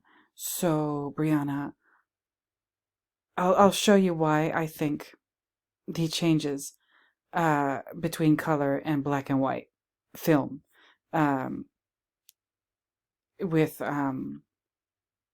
this here. Okay, there she is, writhing around in agony, and the blood splatter is on Beatrix's outfit. Okay, and now it's showtime. It's time. And the rest of this whole sequence, right up until they get into that little back garden, that beautiful, like, snow-covered garden, is just going to be her, like, killing people and slicing body parts off and whatever on this dance floor. So, let me skip through that because I can't show you that. Now, I can't show you this whole fight sequence. This is just the beginning. She's already killed a couple of them. All right. But whew, you might be wondering if you're watching this film, and I do encourage you to watch this film. Please do. Please go get you a copy of this and watch it. You might be wondering, why are they even messing with swords? Why don't they just use guns? That would be so much more efficient. That would be so much quicker. Yeah, okay. And that would be so much less interesting to watch, too. It has to be sword fights. It has to. Because, again, this sword is like a character in the movie. The Hattori Hanzo sword, and every sword that you see, it kind of plays a character in the movie. Just look at this shot here. Look at her, like, she's going up against one of Oren's entourage, and one of the girls that's dressed in a suit and tie. And this is foreshadowing L Driver. Okay, a walking, talking phallic symbol in a woman's body. All right, same thing. This lady has a mask, the whole thing. And look at behind her. Look at the square behind her. Like I said, when you see squares, and then here squares within squares, and I was just talking about that not very long ago. But when you see squares, that means something is being built. The square is the basis for building. And then look at behind her, there's the square, like the middle of the dance floor with the glass floor. Or is it a glass floor or a glass ceiling? Y'all tell me. You've heard that term, glass ceiling, but okay. So it's not a glass ceiling anymore. It's a glass floor. Hello, Quentin Tarantino. I see you. I see you. I see you clearly. All right. And then look at these little triangles in the back. Are these little pyramids? I don't know. You guys tell me. Are these little pyramids? What is going on? But the dance floor, definitely a square. Definitely a square. Why? A square with a glass floor as opposed to a glass ceiling. Okay. I see you, Quentin. All right, and here she is. She's already covered in blood, and she's going to fight off a lot of these people. And when she's done fighting the people that are with Oren in their private, like, party room in this nightclub, like, a whole bunch more are going to show up out of nowhere. And she's going to fight all of them off, too. And she's going to, she's not going to kill all of them, but all of them are going to get sliced by her and her invincible Hattori Hanzo sword. And she needs to use the sword at this point. Because remember, Oren is number 1 on the kill list. She's the most feminine. And the best way to damage her and hurt her, Oren, and all of this layers and layers and layers of protection that she surrounds herself by, with all of these people who are fighting for her, is a sword. Because again, Oren is so very, very, very feminine. That means she could be very easily hurt by the phallic symbol. All right? She's not a tough woman. She doesn't represent like a tough, strong, confident femininity. No, like I said, her outfit, everything screams, oh, I'm weak and defenseless. So she's at least trying to put up the illusion, or the show of being very soft and feminine and weak and easily damaged, even though that's not the case. Like she did, and that's, like I said, she thinks she's rough and tough, and she is. Like, she thinks she's not to be fucked with, but she attained what she attained, being the leader of the Yakuza in Tokyo, Japan, running all of the vice, which means drugs and prostitution. It means exactly what you think it means. Hoes. She got that not just by her own mettle or her own capabilities, her own strength. No, she had Bill's help. And that's like what we're trying to not do as women. Get whatever we want, just, handed to us by men. Oren does that. So she could be helped by a phallic symbol, but she could also be very easily hurt by a phallic symbol. And whenever I use the word phallic symbol or the phrase phallic symbol, you can go ahead and just assume that I mean the word dick. Okay? We're talking real talk here. All right, so that's why Beatrix has to use the sword in this, at least in this part of the movie. So Oren is number one, the most feminine, the softest, prettiest, most feminine. Number two is Verlina, and even though Verlina is a mother, she's given birth to the little girl Nikia. All right, she's not as feminine as Oren, because Verlina, she kills Verlina with an edge weapon, but it's not the katana. It's not the Hattori Hanzo sword. It's a little dagger. And she, remember Verlina tries to kill her with that gun in the box of cereal, Kaboom cereal, and she misses because she's not good at using her dick in the form of that little whatever pistol in the box of cereal. And again, grain, it goes back to the cradle of civilization. Okay, cultivation of grain, agriculture, is how civilization began in Mesopotamia. That's why the cereal is there. But the cereal has got a gun in it. What is Quentin Tarantino trying to tell us about, like, how our world is run? Food is tied to weapons. The cultivation of food, agriculture, is tied to instruments of death. What the fuck are you trying to do, Quentin? I mean, really. Okay, but where was I going? Oh yeah, she kills Verlina with a teensy weensy little knife, that, like, it's a dagger, but it's a little pocket dagger.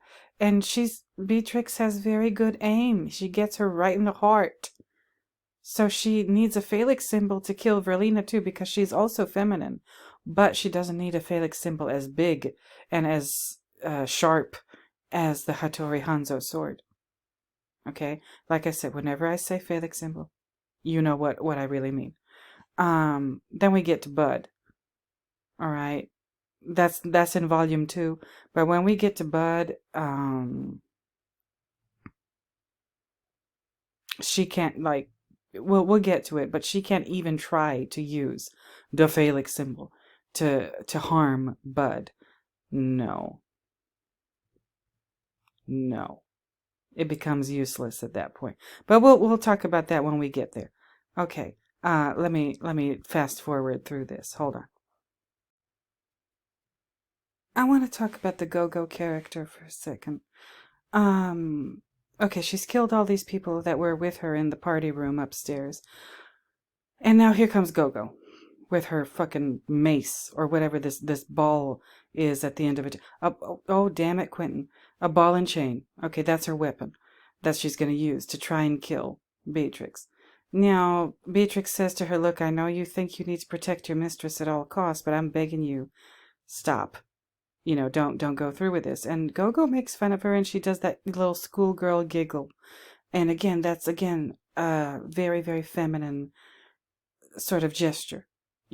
And Gogo is dressed like a schoolgirl, like a little, with the plaid skirt and the whole thing, the knee high socks and, those awful white tennis shoes. And yeah, she's dressed like a little Catholic schoolgirl. And a lot of people, I don't know why.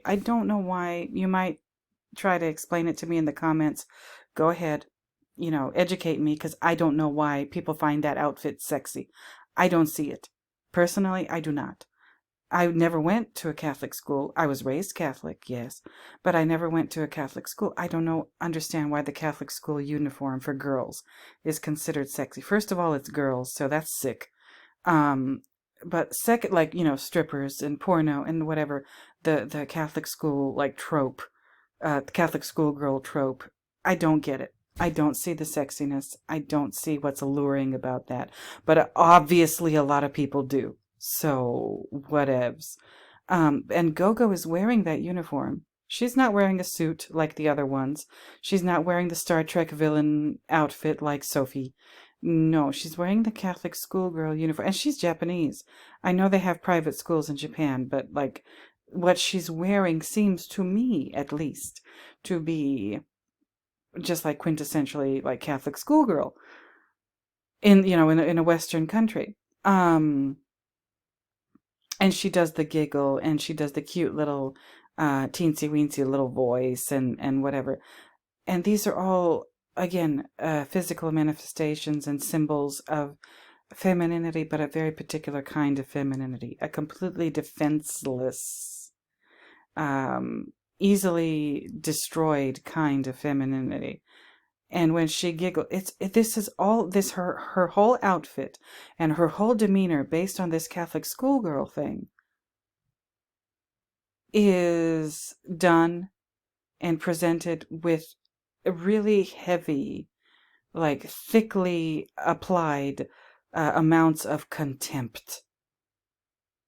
Okay, so when you see a woman wearing this kind of outfit, whether it's a stripper, whether it's a porno actress, whether it's any woman who, a woman who dresses like this on Halloween, is that what's going on? Is there a certain level of contempt for the men who are consuming this visual assemblage? Is there, are the women who wear these outfits, are they saying, yeah, men are idiots, and my goal is to manipulate them and get as much money as I can out of them? That's why I'm wearing this bullshit. Is that what's going on? I don't know. I don't know. Y'all help me. Educate me. Let me know in the comments what you think. Okay, and again, her weapon is a ball and chain. That looks goddamn medieval. And when I hear ball and chain, I think of medieval weapons. And the medieval time period is very well known for producing these really horrible weapons, terribly painful things, terribly painful methods of torture and execution and killing people in general. And that's what she's got. I see a ball and chain. And a ball and chain also has to do with what? That's another, what do we call it? A euphemism for marriage. Or your spouse, what do men call their wives? The old ball and chain. Oh, you son of a bitch. Does Jack say that? No, I don't think he calls Wendy the old sperm bank upstairs. But same difference, and definitely the same intention behind those words. So the ball and chain. Okay, so that's what Gogo. Why can I not talk tonight? That's what Gogo's going for. She has complete and utter contempt for everybody. She thinks she's just everything. All right? She thinks she's just everything. She thinks she's so much smarter than everybody. She thinks she's, stronger than everybody. She thinks she's a better fighter than Beatrix. Who is called by Bill the deadliest woman on planet Earth. Okay, and Gogo thinks she can go up against that because she's arrogant and she's vain and she's prideful. Pride comes before the fall. Yup. That's what, if you watch this movie, that's what you're going to see here.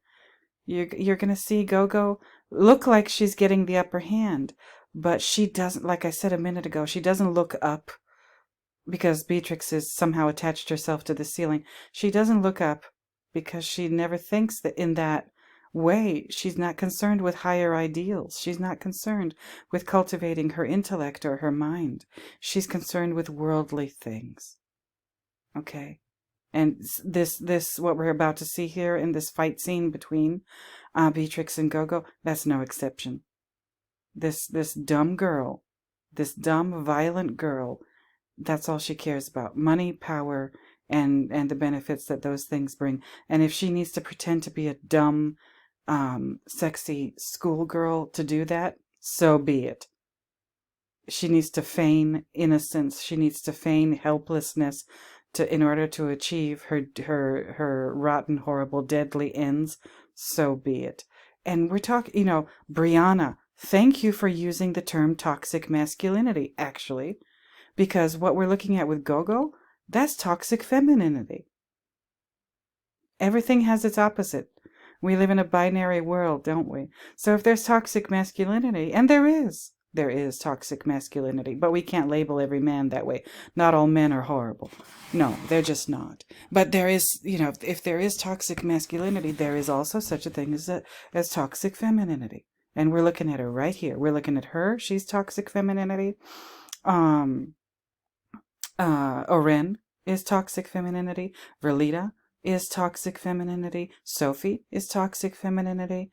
We've already seen Elle in the nurse's uniform, another trope, another put on, the sexy nurse. Nurses don't even dress like that anymore because it's impractical to wear a dress when you're doing what a nurse has to do. A nurse's job is very physical, so a dress is not going to help. You need to wear pants, goddammit, to do what nurses do. Their job is not easy. So she's toxic. Elle is toxic femininity. Just about every female we see in this movie is toxic femininity. And just about every male character we see in this movie is toxic masculinity. Maybe with the exception of, including Beatrix, but Beatrix is trying to become a better person. And like I said, every one of these people that she kills, she's not just killing that character, she's killing that part of herself. And we even have a coffin scene. We even have a resurrection scene in Volume 2. Okay? And then maybe the only exception to the toxic masculinity thing is Pai Mei. Okay, and I'll go so far as to say that. Pai Mei, I like him. And Hattori, actually. Hattori too. Hattori seems like a decent person. He's seen the error of his ways, and he's turned away from a life of making things that kill people. Now he makes sushi. Is that the way to fix it? I don't know. Turning from phallic symbols to yonic symbols, turning away from the sword and to the fish. Or maybe he's saying, the male and the female need to work together. So putting the knife, the sushi knife, to the fish, that is that's the balance. That's the yin and the yang balance that we need. I don't know, but there's the possibility. So yeah, I like Hattori. I like Pai Mei. Bill, no, but Bill is fucking charming. Bill is charming. When we see Bill, he never. And the thing about Bill, we never see him do any first-hand killing. We always see people kill for him. These women. And his brother Bud. His useless brother Bud. But the women are the ones who do the dirty work for him. Hattori and Pai Mei, his mentors, are better than him. But unfortunately, the negative aspects of what Hattori was doing before he turned away from a life of making things that kill people, that plus the Esteban, again, prostitution and weapons created Bill. Bill is money. Money. Not money is not the root of all evil. The love of money is the root of all evil. Bill represents money and what money can do. And what money, unfortunately, the extreme end of what money is capable of. Death, destruction, misery, and etc. Okay, let me take another coffee break. This is heavy. This conversation is heavy. And I knew I would have to talk about these things. I knew I would have to go here with analyzing this movie. And we're looking at Gogo again. Just the embodiment of young, stupid, naive, vain, arrogant, obnoxious, violent, horrible, toxic femininity. This is the young version of it, or she is the mature version of it. Okay? So let me take another coffee break. I'll be right back. Don't go nowhere. Maybe put another pot on. Fire up the percolator again. Who knows? All right, I'm back, you guys. And here it is. Gogo has started doing her little routine. Okay, and she's swinging this ball and chain above her head. All right. And by doing that, she's creating distance between herself and Uma. All right. And again, the ball and chain represents traditional values. I think it does. I think it represents traditional values regarding the old, the old times. There's tradition and stuff that people adhere to just because that's the way things have always been done. And Gogo is dressed like a Catholic schoolgirl, then, that conjures ideas of Catholicism. That's very much based on tradition. It's not based on intellect, not the people who follow the religion. No, it's based on tradition and not thinking for yourself, but like adhering to these rules and regulations that you don't even know why they're there. You just know you need to follow them. All right, and that's what Gogo is using to protect herself, plus her clothes. But underneath all of that is terrible violence and horror. All right, and like a deep-seated, like pathological bloodlust.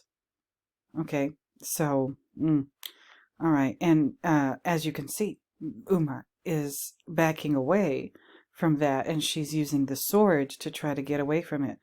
Long story short, the sword is not going to be the thing that saves Uma in this situation. Another reason why it's so hard for me to do a play-by-play of these fight scenes is because they move so quickly. That's another thing. Well, what just happened was, why is Uma on the floor? Because Gogo uses the ball and chain, swinging it around her. She knocks the sword out of Uma's hand, and that's a foreshadowing of Volume 2. And so that means, if I'm reading this, visual thing correctly, Gogo is using tradition that people follow unquestioningly to knock the sword out of Uma's hands, and the sword represents like that phallic aggression. Okay. And then she also gets her in the chest with the ball. All right, and that knocks her down onto the floor. Okay. Okay, so what's going on in this scene? Again, you need to watch this movie. I'm not going to get a copyright notice, not copyright strike or anything. Now, Gogo has knocked her down a couple of times, and Uma has lost her sword. Gogo knocked the sword out of her hand with tradition that people follow unwaveringly and unquestioningly. And then she presses a button, and there are blades that pop out of the sides of the ball, making it even more dangerous. And she does this, these fancy little cheerleader moves with the chain, and, again, using her femininity, using a very sexualized idea of traditional femininity. And this, what's another thing that's symbolized by the Catholic school uniform? Obedience. Obedience. All right. Somebody who's very good at following orders. Somebody's, and that's why this one works for Oren and is prepared to defend Oren to the death. She's very good at following orders. That's what the schoolgirl uniform is there for. And plus, she defends herself with tradition, all the while having utter contempt for her opponent and everybody, really.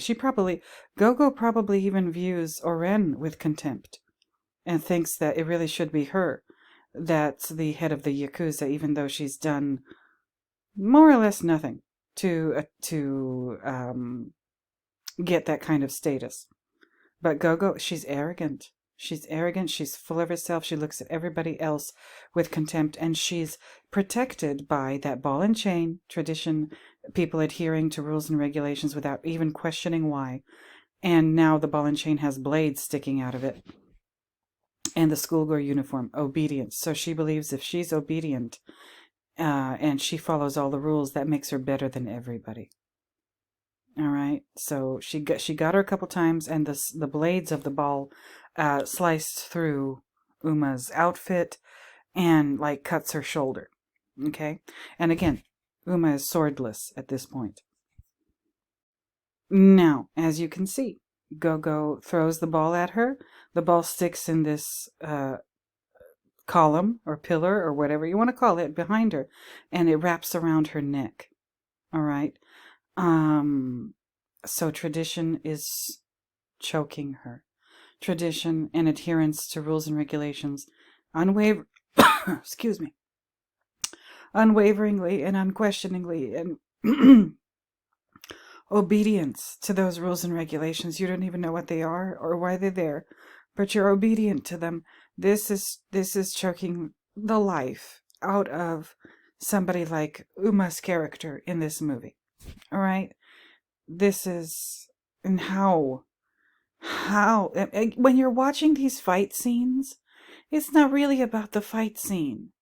That's what I'm trying to, I guess for lack of a better word, teach you.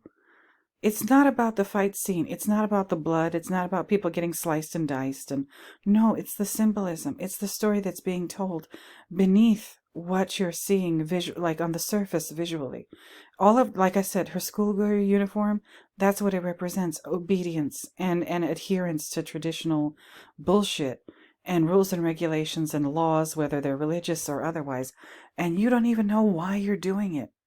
But people, like did I say this in a recent video?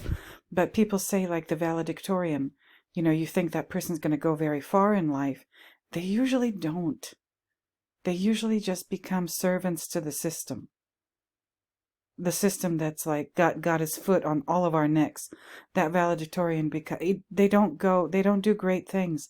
They just serve the bloody masters that suck us all dry of our joy and our happiness and our enthusiasm for life. The shit that is the reason why we have to pay all this crazy money for all of our bills, and just the system that is responsible for making it so expensive to just be alive if you're living in a civilized place.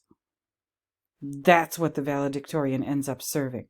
And they might be successful, they might make a lot of money, they might not, but they don't usually affect any kind of change in the world. They're not innovators. And that's Gogo. She's probably the valedictorian.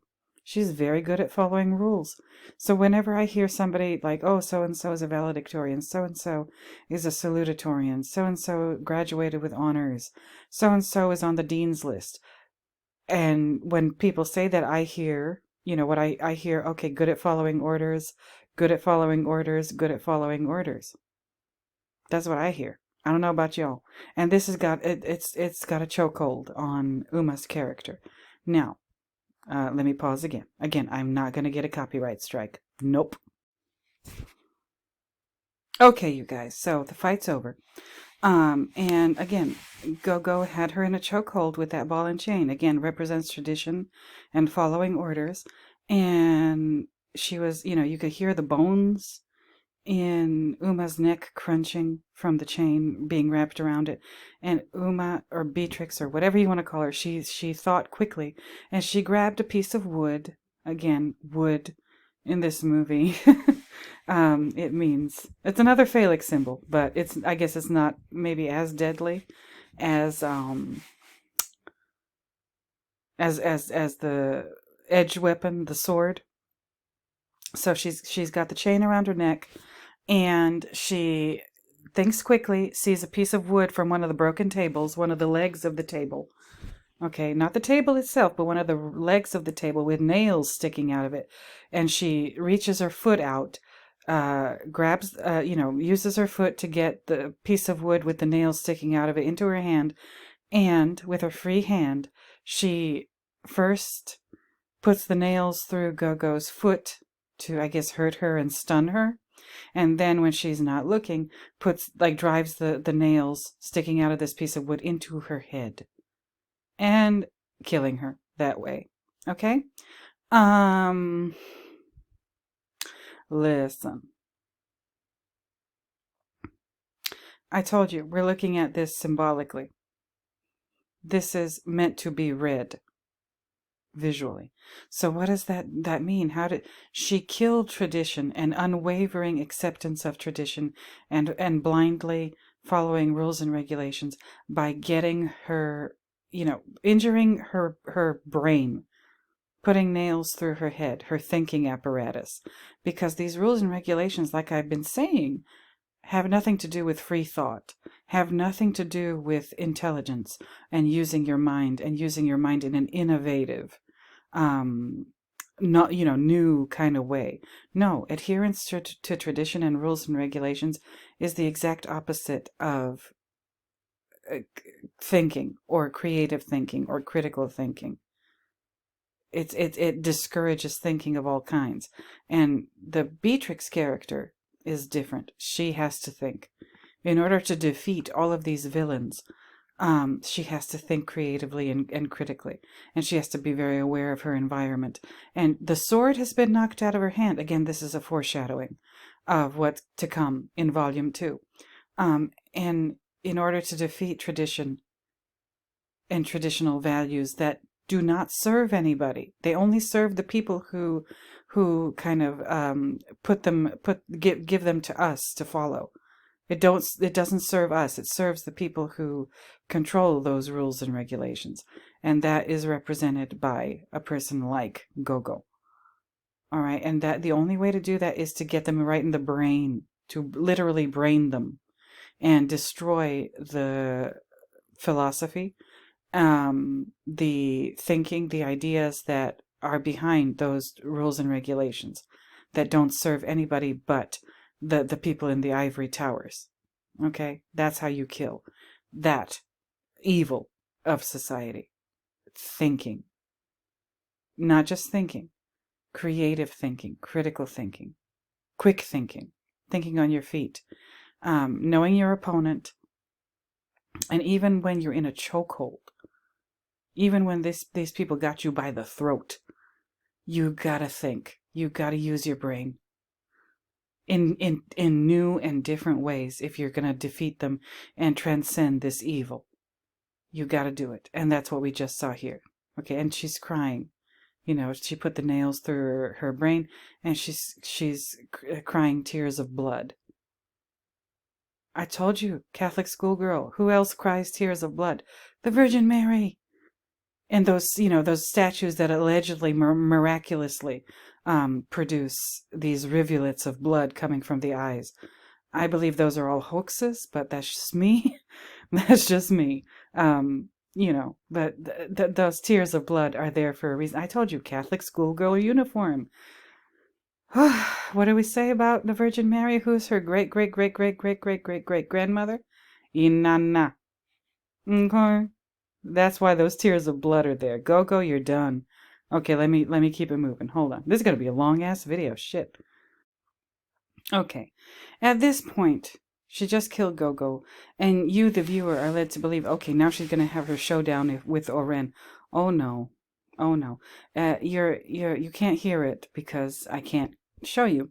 But outside you can hear all of these cars and motorcycles driving up. That means that Beatrix is far from done. Okay, and look at, she's standing right on top of this glass floor. Not glass ceiling, glass floor. Okay, and you can hear all the motors coming as she's got more people to fight. More of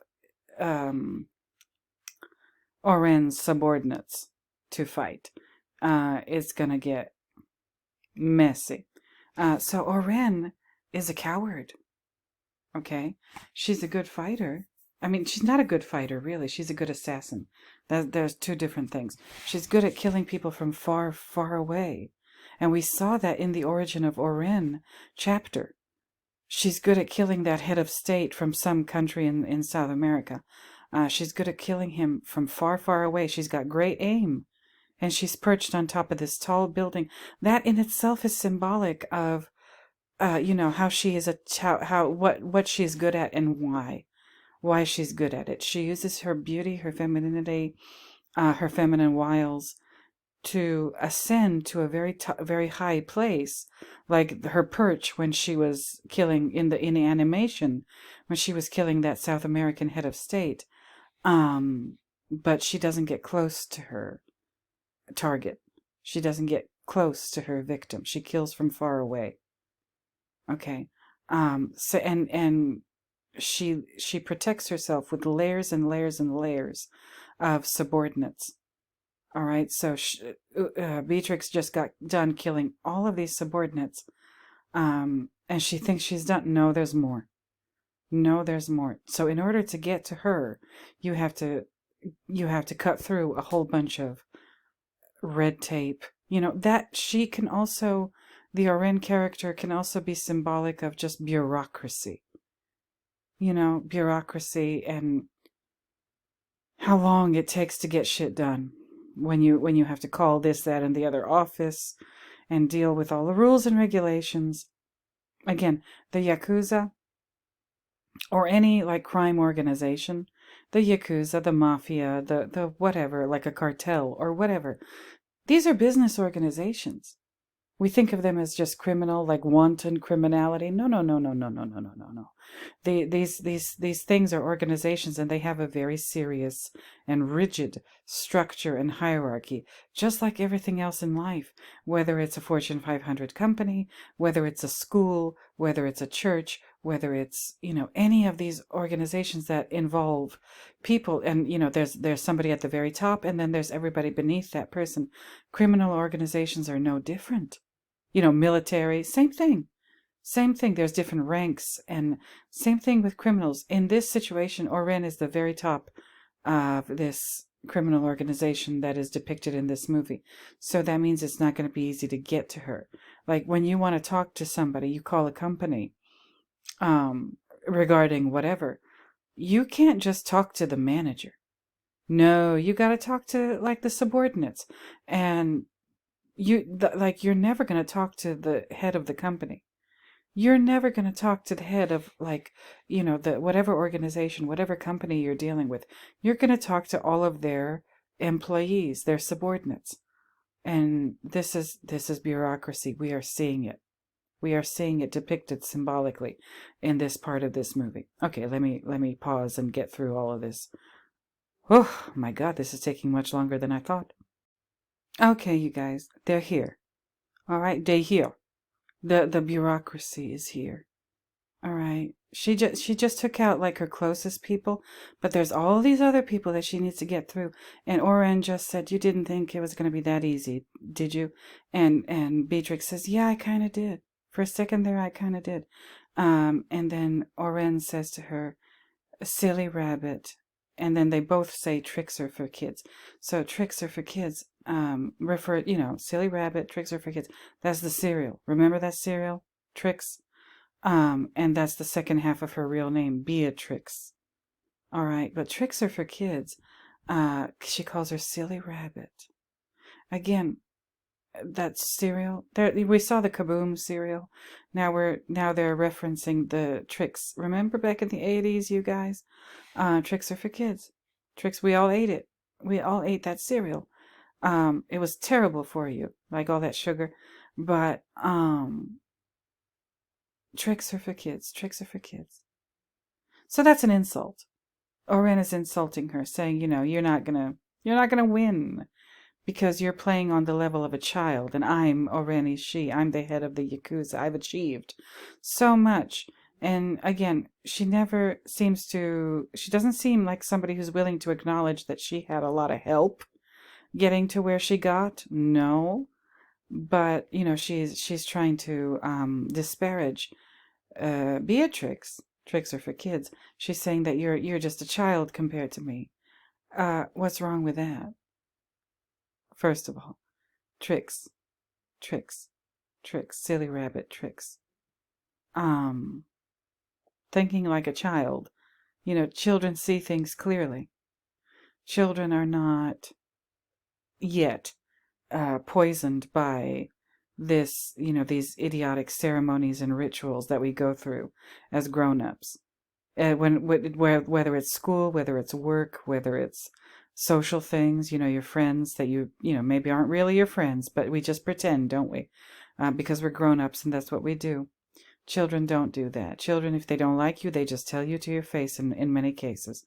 And what Beatrix needs to have a fresh young mind in order to cut through this, and also to not be afraid.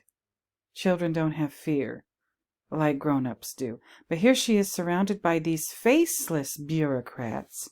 Okay, that's what the masks are for. We can't see their faces, at least not totally. So their identities, just like bureaucrats, are obscured. These people who will fight to the death to protect their jobs as bureaucrats, because their jobs are so nice and cushy. They get to make decisions about how other people live for their overlords, but they don't think of themselves as faceless and nameless and horrible. They don't think of themselves as people who mete out basically situations and conditions that lead to terrible suffering among people. No, they think that they're great because they got their little desk job at some company. No, they're awful. And she's surrounded by them. Now, she's got a lot of, she's got, as they say, she's got some shit to do here. All right? She got a lot of shit to do. Her to-do list just got longer. But, obviously, if you've seen the movie, she is successful. But it's not easy. It's not easy fighting red tape and bureaucracy and bullshit. And that's exactly what she has to do here, symbolically. Okay, this is about the time when it's gonna start. It's gonna switch to black and white, like Brianna says in her questions here. Like yeah, here it is. My question is: was the fight switched to black and white simply to avoid a harsher rating? No, I don't think so. Brianna, I think it's to when it switches back, excuse me, when it switches back to color film, it shows you the extent of the carnage. You finally get to see all the blood and all the severed body parts, all the carnage, all the horror. Okay, that he wants that to be jarring. That's why he goes from color to black and white and then back to color again. Okay, so let me pause. Okay, you guys, I'm stopping here because it's very important. When she's given this Hattori Hanzo sword, or sometime near the point where she's given the sword, or is it when she's in Hattori's attic looking at his other swords, she pulls the sword out of the sheath, okay, and in the reflection of the metal of the sword, she sees her own eyes, okay, and at that point, when she sees her own the reflection of her own eyes in the sword, she's still part of the problem, not part of the solution. Now she's getting ready to. She's surrounded by these what I call bureaucrats, and these faceless bureaucrats wearing masks. All right, and she is looking at her sword. We're seeing this from her perspective, but she's not seeing her own eyes in this sword anymore. She's seeing their faces. She's not seeing her own reflection. She's seeing their reflection. She's seeing what, she's learning. This is a learning process for her too. So she's seeing what the real evil is here. Them, the bureaucrats, and the thing that they will fight to the death to protect just because it provides them with a nice, easy, cushy, well-paying job. Okay, and she's about to, like I said, it's about to go black and white. So, okay, Brianna, I hope you're still listening, because this is a long video. But look at what she just did. She just popped out this guy's eye, okay, through his mask. And this is the point. When she pops the eye out of his head, Oh, it changes to black and white. That means that the vision is impaired, but also this is a foreshadowing of volume 2. I think you know what I mean. Okay. Um, and this is when the fighting gets really intense. So this guy approaches her. She's already killed a couple of them. But she plucks out this guy's eye. She plucks out the eye of this, again, this bureaucratic horde. Okay. Um, and this is when like the real fighting is going to start. She's going to be victorious. In real life, this is not possible for one person to slay this many people all by themselves with one sword. And in some cases, she doesn't use the sword like she does with Gogo. But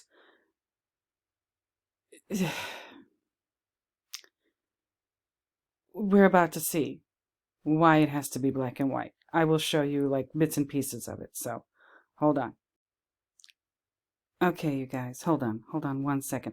Somebody just tries to kill her with an axe. There's one of these bureaucrats who is armed with 2 axes. And again, this goes so quickly that it's hard for me to pause. And he throws one of the axes at her, and she ducks it, or, moves so that it avoids her, and it kills one of the other guys. And she catches the second axe, and then she throws it back at the person who was throwing axes, and she gets him right in the head. You know what I'm thinking. Okay. You know what I'm thinking. Axe, weapon, Stanley. This is happening in Japan. Is Quentin citing or referencing what I believe The Shining is really about, the Manhattan Project, the Axis? And there were 2 bombs, by the way. There were, one for Nagasaki, one for Hiroshima. Is that what's happening? You're going to have to watch the movie. Let me know what you think, people. Again, this fighting goes so fast it's hard to pause. She just cut a motherfucker head off. She just gave somebody a Glasgow smile. She she just hopped on some other man's shoulders, a bureaucrat's shoulders, and she did some knife work from perched on top of some guy's shoulders. She's transcending these people. And she's, just like Oren cut that guy's head off, she can cut heads off too. And not only did she cut somebody's head off, like I said, cut a motherfucker head off, she gave somebody a Glasgow smile with that Hattori Hanzo sword. A Glasgow smile, like the Joker from the Batman movie, played by Heath Ledger. And I think also Jack Nicholson, when he plays the Joker, he also has a Glasgow smile. And the Black Dahlia, okay, who they're saying, that Tamar Hodell's father, George Hodell, was the murderer, the one who killed Elizabeth Short, also known as the Black Dahlia. They gave her a Glasgow smile. Okay, when they killed her, whoever killed her, gave her a Glasgow smile. What's a Glasgow smile? The Joker, Jack Nicholson, Heath Ledger, Elizabeth Short, the Black Dahlia. What is a Glasgow smile? When somebody is found dead and they have a Glasgow smile cut into their face, and yes, Glasgow refers to Scotland, it means that that person was murdered by some kind of mafia organization, or the goons or the henchmen of some mafia organization. Not just because they didn't like that person, but because that person knew too much and they were fitna talk. They were preparing to sing like a bird, blow the whistle, or inform the authorities about somebody's wrongdoings or evil doings or whatever. Okay? That's why when somebody's found with the Glasgow smile cut into their face, like they make the mouth wider when they cut a Glasgow smile. That's what it means. That person was prepared to talk to the authorities and inform on a bunch of people. Now make of that what you will. Make of that what you will. The Joker has it in Batman. I mean, that means that the Joker, I don't know the Batman mythology, but knowing that the Joker had a Glasgow smile means that he survived a murder attempt, and the murderers thought he was dead and tried to cut a Glasgow smile into his face. But he survived that. That's what it means. Let me know if I'm wrong about the Joker in Batman, but tell me. Tell me. Okay, so she's doing stuff. She's transcending the bureaucracy. All right, and beheading people just like Oren. She's saying, and with that is telling us she's better than Oren. She's stronger than Oren. She can do everything Oren can do, but she doesn't need Bill's backing to do it. She's working solo here. And the Glasgow smile. Bureaucrats know a lot, but they won't. They don't talk. They don't tell you why they're doing the bullshit they're doing. Okay, so let's keep it moving. Okay, so look at this. She just climbed up on top of this railing and she's fighting with this, the top guy, the head of the bureaucracy. Um and they're fighting like while balancing on this handrail, and she gets on what I assume is a piece of bamboo wood, and she floats down back to the bottom floor while holding on to this bamboo. And what is bamboo? It's wood. It's very flexible wood, but it's wood. And then when she gets back down to the floor, she's gonna let go of the bamboo. It's gonna thwack him right in the face.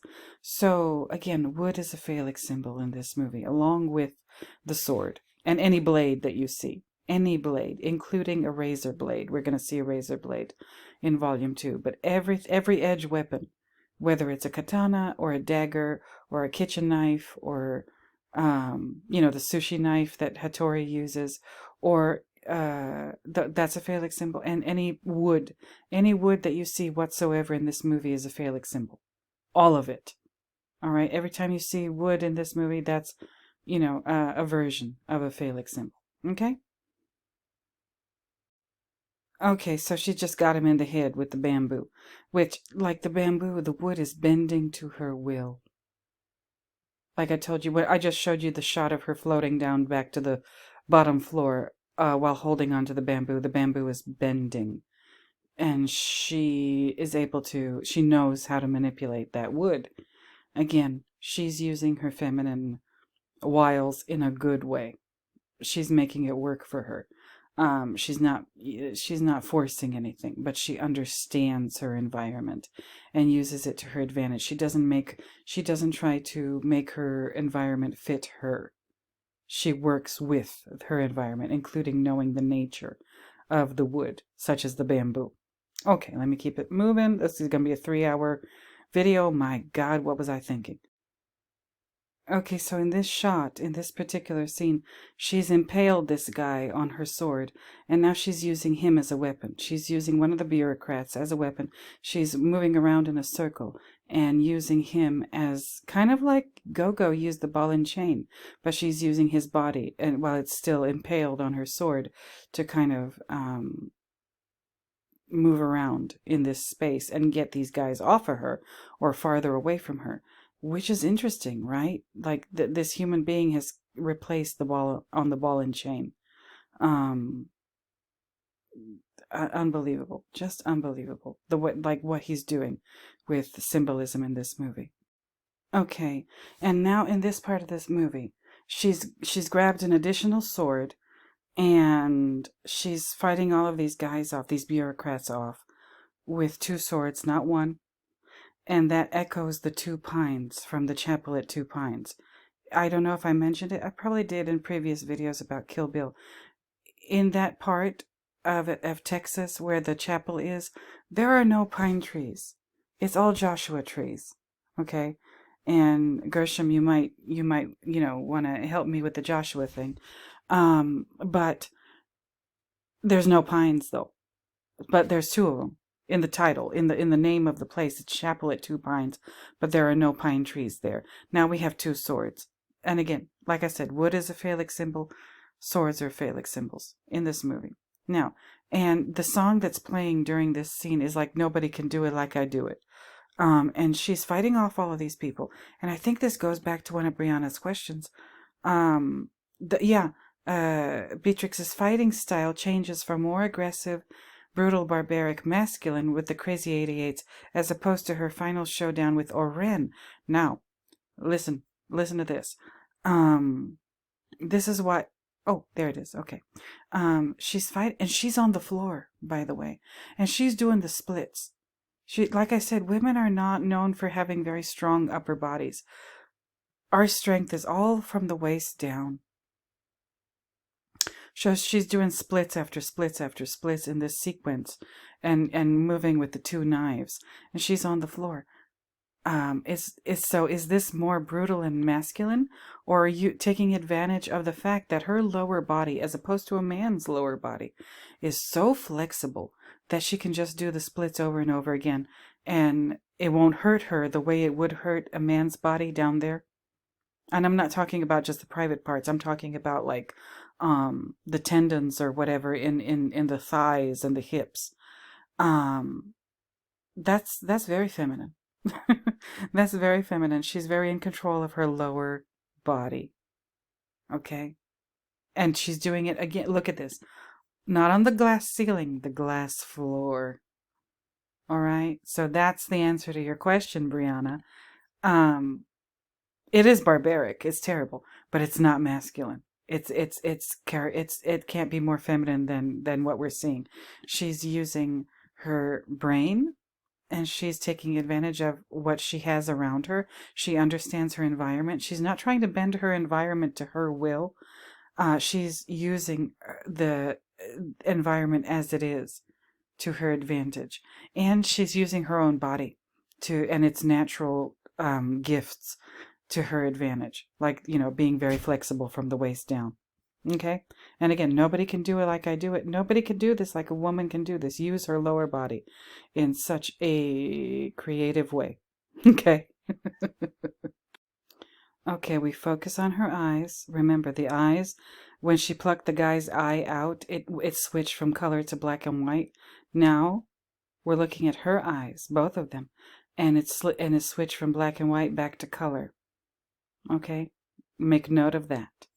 Now, why did he do color to black and white and then black and white to color? You'll see in a second. Okay, and now the lady who owns the place, now, after all the death and all the killing, now she switched the lights off. Okay, she switched the lights off. Now Beatrix has to fight these people in the dark. And these are the lower level bureaucrats. These are the ones who are, they have to band together against her. And she has to fight them in the dark. Totally not fair, but it is what it is. Okay, so this is kind of the end of this fight sequence. We're left with this little kid. He's very young, and she's killed everybody else. And here he is. He's a teenager, obviously. And she just cut up his sword. That means his phallic symbol is not made of the best or the strongest metal. That's why she can cut through it and cut it down to size so easily. Make what you will of those, that euphemism. And he's a little kid, and then she grabs him. She doesn't kill him because he's so young and stupid. And she spanks him with the Hattori Hanzo sword, and she says, "What are you doing messing around with the Yakuzas? Go back home to your mother." And she sends him on his way.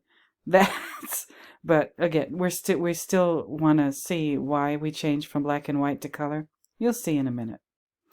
Okay, this is why he had to switch to black and white. Because look at this water. It used to be blue or clear or just watercolored. Now it's the color of blood. That's how much blood is in the room. And notice, we're looking at this shot. She just, the head bureaucrat, the one of, it was Gogo, and then this guy flanking Oren Ishii. She just cut his legs off, and they were fighting again, balancing on this handrail of this mezzanine sort of thing. Now she cut his leg off, and he fell into this pool of. It was already red, and he fell in as even more blood in there, and we're seeing it between her legs.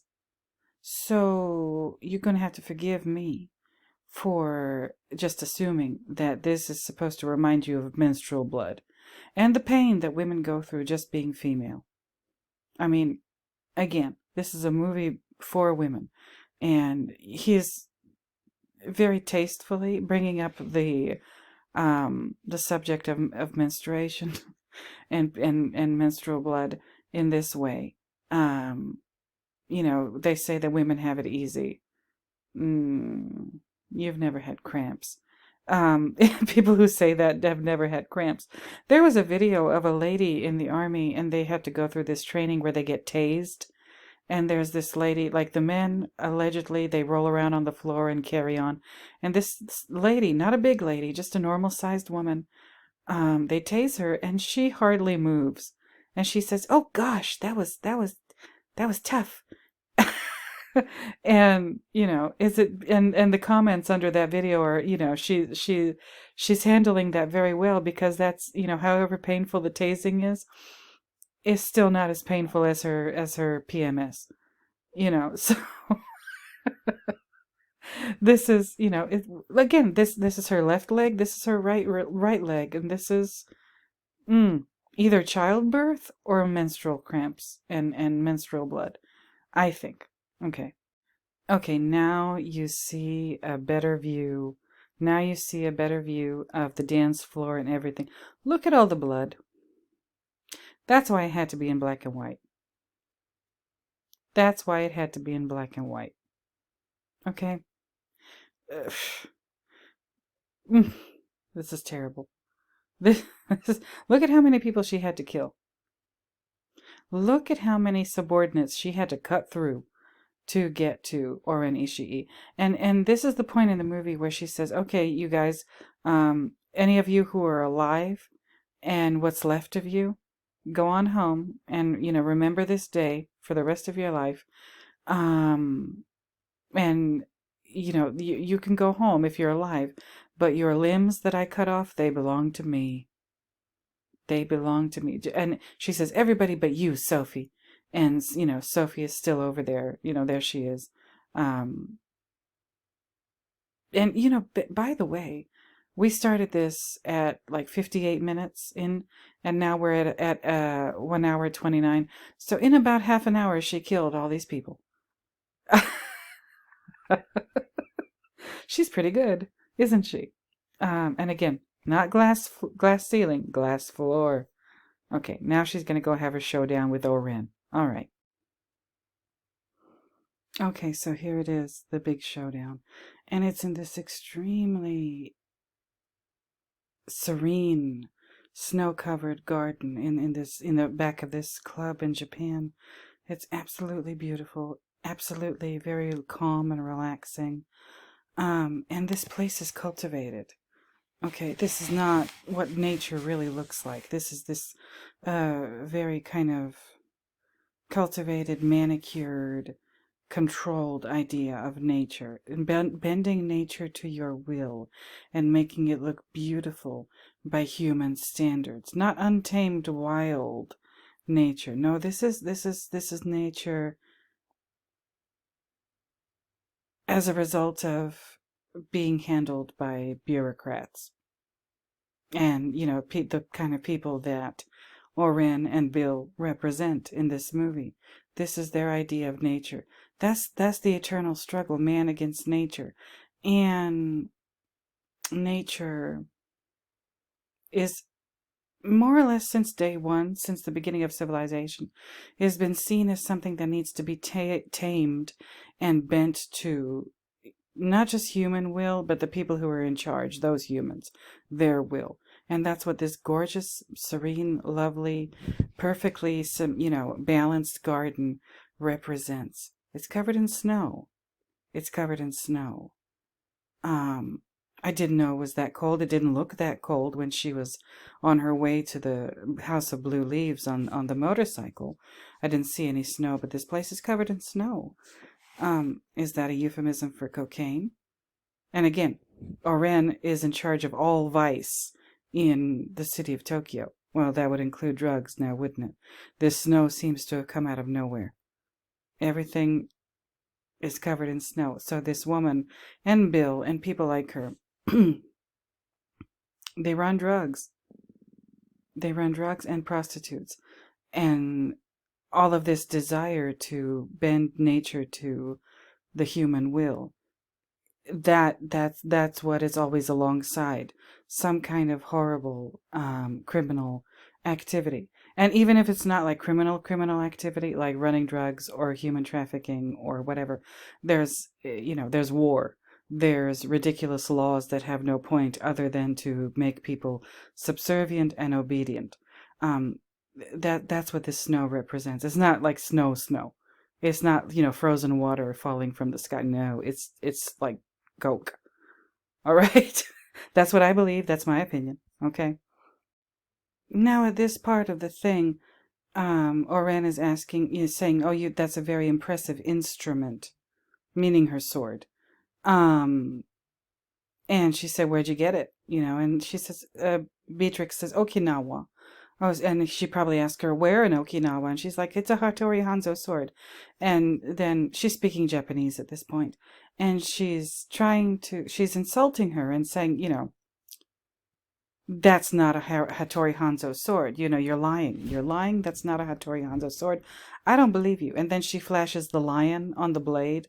And apparently, Oren says she doesn't believe that it's a Hattori Hanzo, but it looks like she might be a little jealous because Hattori Hanzo swords obviously are very hard to get because he took an oath 28 years ago saying he would never ever again make an instrument of death or, anything that kills people. So I can kind of understand Oren for being skeptical, but she's also very jealous.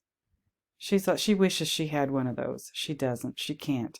Because the man who makes them has sworn to never make one again. He made one for Beatrix, but this is a special case because Beatrix is supposed to use that sword to kill the root of all evil. That's why Hattori said, "Okay, I'll make one just for you, Beatrix, but nobody else. I'll break my oath if I can make a sword that will kill the source of evil in this world. Okay, then I'll do it." Okay, so here we go. She's pretty, she's beautiful, she's wearing this gorgeous outfit, gorgeous hairdo, gorgeous garden. I told you about the snow. It's really Coke.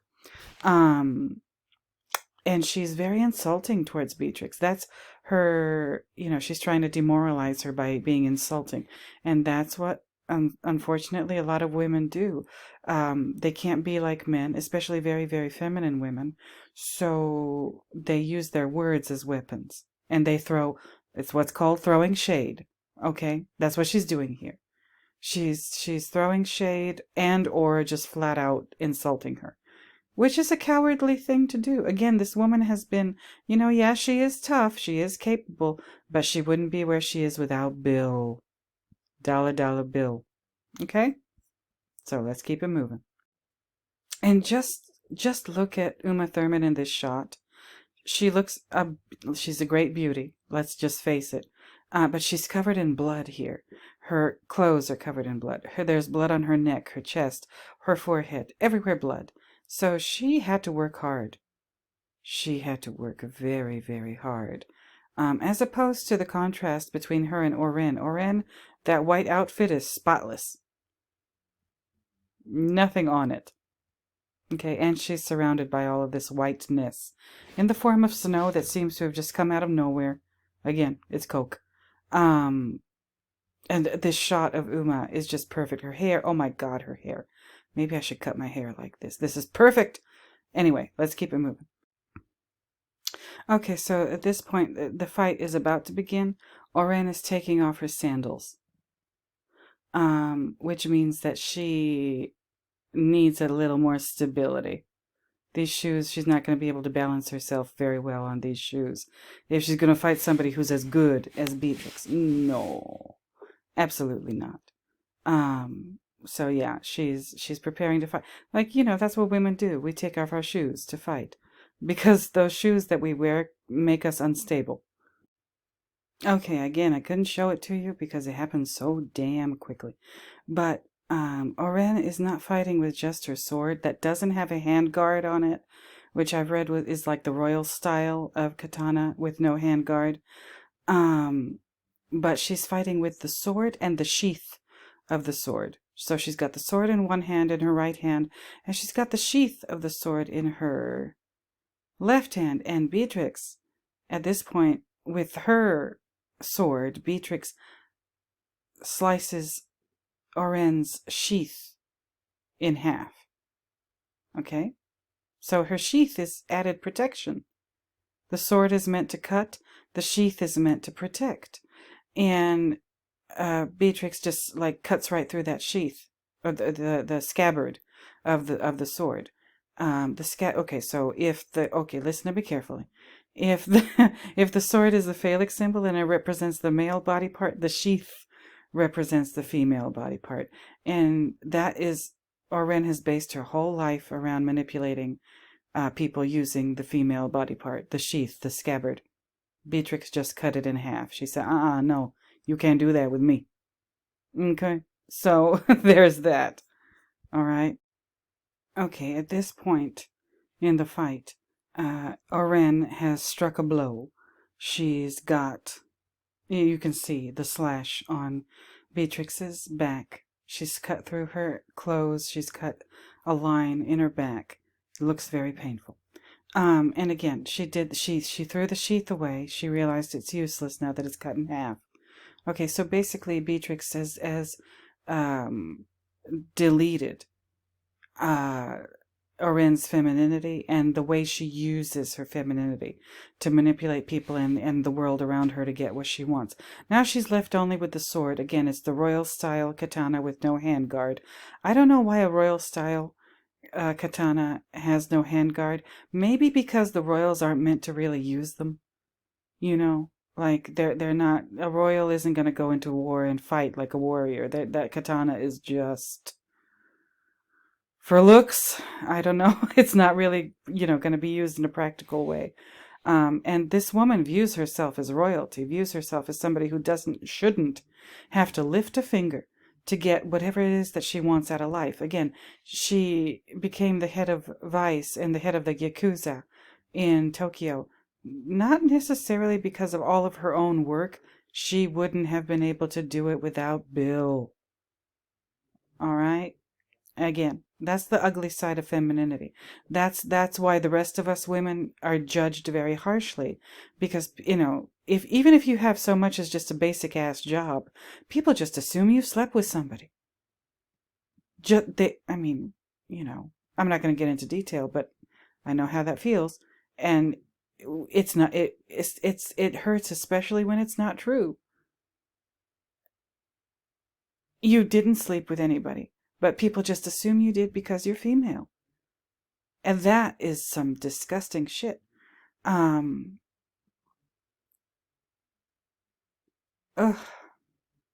But that's why the rest of us, good, hard-working women, get a bad name and a bad reputation because of women like Oren. All right? So let's keep it moving. So she got her. She got her in the back. Of course in the back.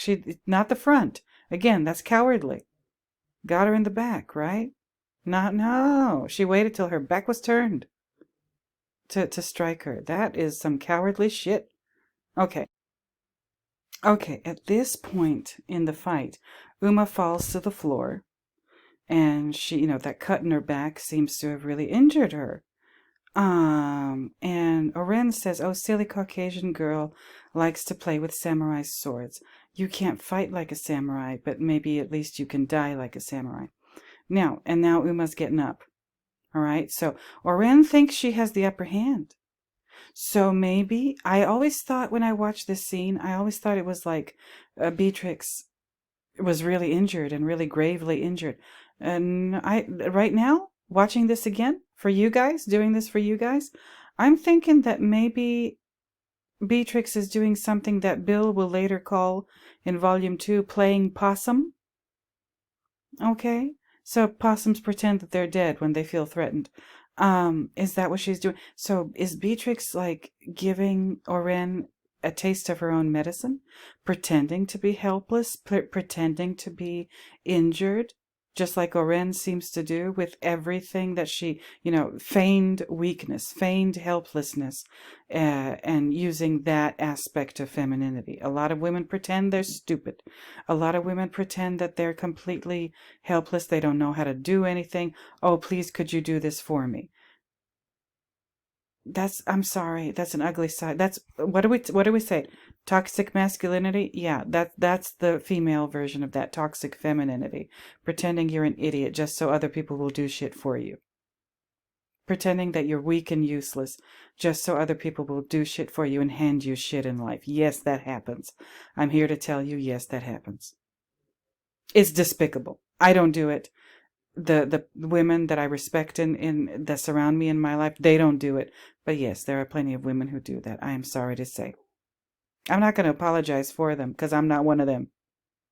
But that's what happens. Is Beatrix playing possum here? I'm starting to think she is, because, her seeing her on the floor as a result of that blow to the back makes Oren feel so good about herself and gives her like this cockiness that, again, might not really be, she might not really have a reason to feel good about herself. Beatrix might just be playing possum. Okay, let's keep it moving. Okay, you guys, we're almost done. In the last kind of push of this showdown, Oren gets cut. Beatrix cuts her in the thigh, and she is surprised that Beatrix was able to do that. Blood runs down her leg and onto her socks. And then they get back into it. And at this point, when Oren gets cut in the thigh and the blood runs down to her foot, her hair starts getting undone. You remember that perfect hairdo she had? That perfect updo? Oh, it starts to come undone. And then they get back into it, and then Oren runs and puts between herself and Beatrix this fence. And again, she needs protection. She can't really fight on her own. She needs distance between her and somebody she's fighting. She needs some kind of protection. She can't go like toe to toe. No, she needs help. And then finally, Beatrix does her thing and cuts not her whole head off, but the top of her head off. Like, this is beyond scalping. She cuts the whole top of her head off and exposing her brain. And then, as she's dying, Oren says, "Oh, that really was a Hattori Hanzo sword." Now she's convinced, because this sword is really quite something. And it could cut right through her skull. Okay? This is no joke. So here it is. And why does she have to die this way? Why does Oren have to die by having the top of her head cut off, exposing her brain? Because, again, she's been feigning stupidity all her life to get what she wants from people, especially men. So her death, the punishment fits the crime. And the crime is toxic femininity. Thank you so much, Brianna. Thank you so much for helping me by mentioning toxic masculinity. Oren's crime is toxic femininity. And toxic femininity is what I described: pretending like you're stupid, pretending like you don't know what the hell's going on around you, and then like hitting people when their guard is down. That's cowardly. And that should not be it's cowardly. It's not a fair fight ever, whether it's a man or a woman doing it. Okay? That's just terrible. It's vicious. It's vicious and just, again, one of my favorite words lately, detestable. Okay? So let's keep it moving. I just wanted to show you this. That's the top of her head missing. That's her brain exposed. All right? She's done. She's absolutely done.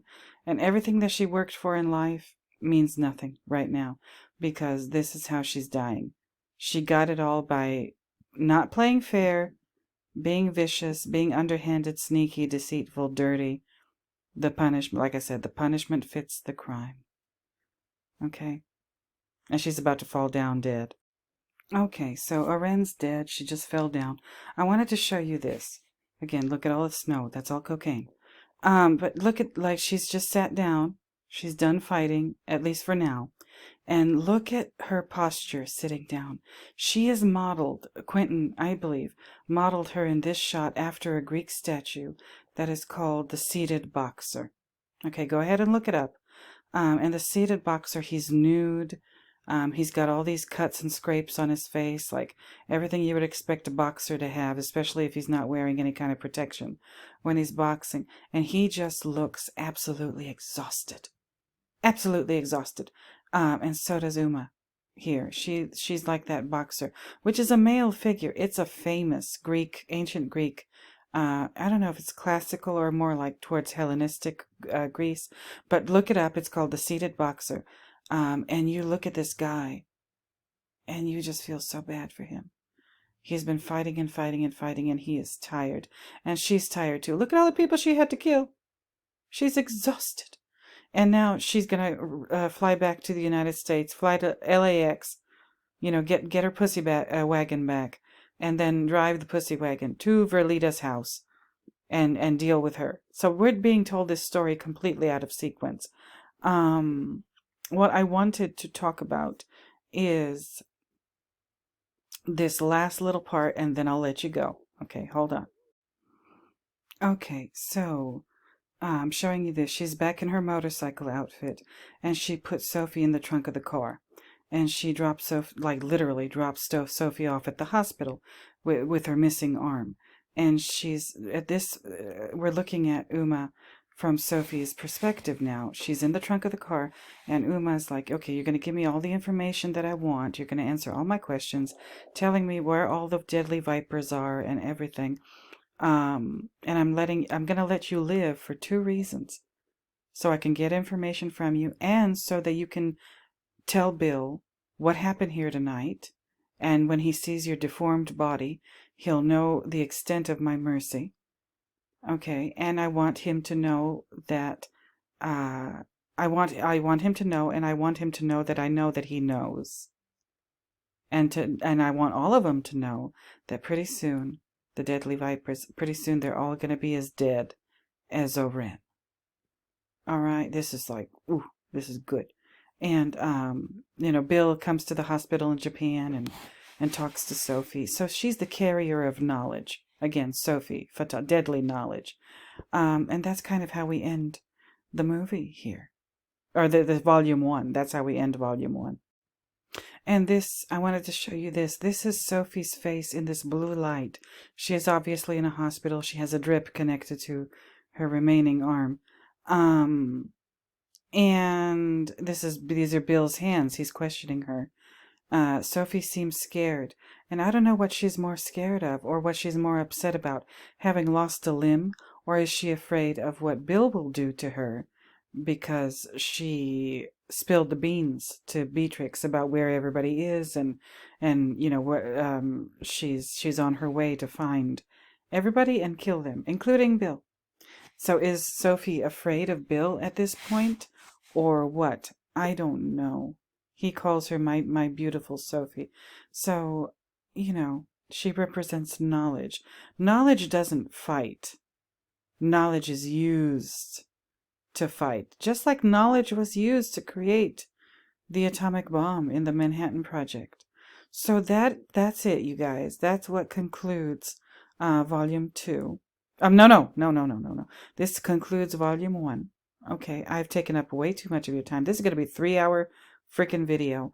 I apologize, but that's how long it took me to say everything I wanted to say. This was a long sequence. The House of the Blue Leaves, a very long sequence. Again, I'm going to work in the word ho somehow in the title. Thank you for being here. Thank you for sticking with me. I hope this at least entertains you, helps your day pass by quicker if you're listening to this. I appreciate you being here. Returning viewers, thank you for returning. New viewers, thank you for being new. Subscribers, thank you for subscribing. Please don't forget to like, comment, subscribe, and share the video if you know anybody who would be interested in this. And please don't forget to hit the notification bell so you can be notified every time I drop a new one of these. This might be my longest video yet. I've broken my own record. Hopefully this video will help me get monetized. I appreciate all of you. Can't wait for your comments. I don't expect this to be a very popular video, but it's a video that I wanted to make, especially right now with all I've been going through lately. So thank you for listening. Thank you for watching. Once again, I can't express to you thoroughly or well enough how much it means to me. I will let you go. I've kept you on the line for long enough. So until next time, you all. Until next time, when I come up with another reason to talk at you in one of these videos, I'm gonna go ahead and bid you bye-bye. So, bye-bye, everybody.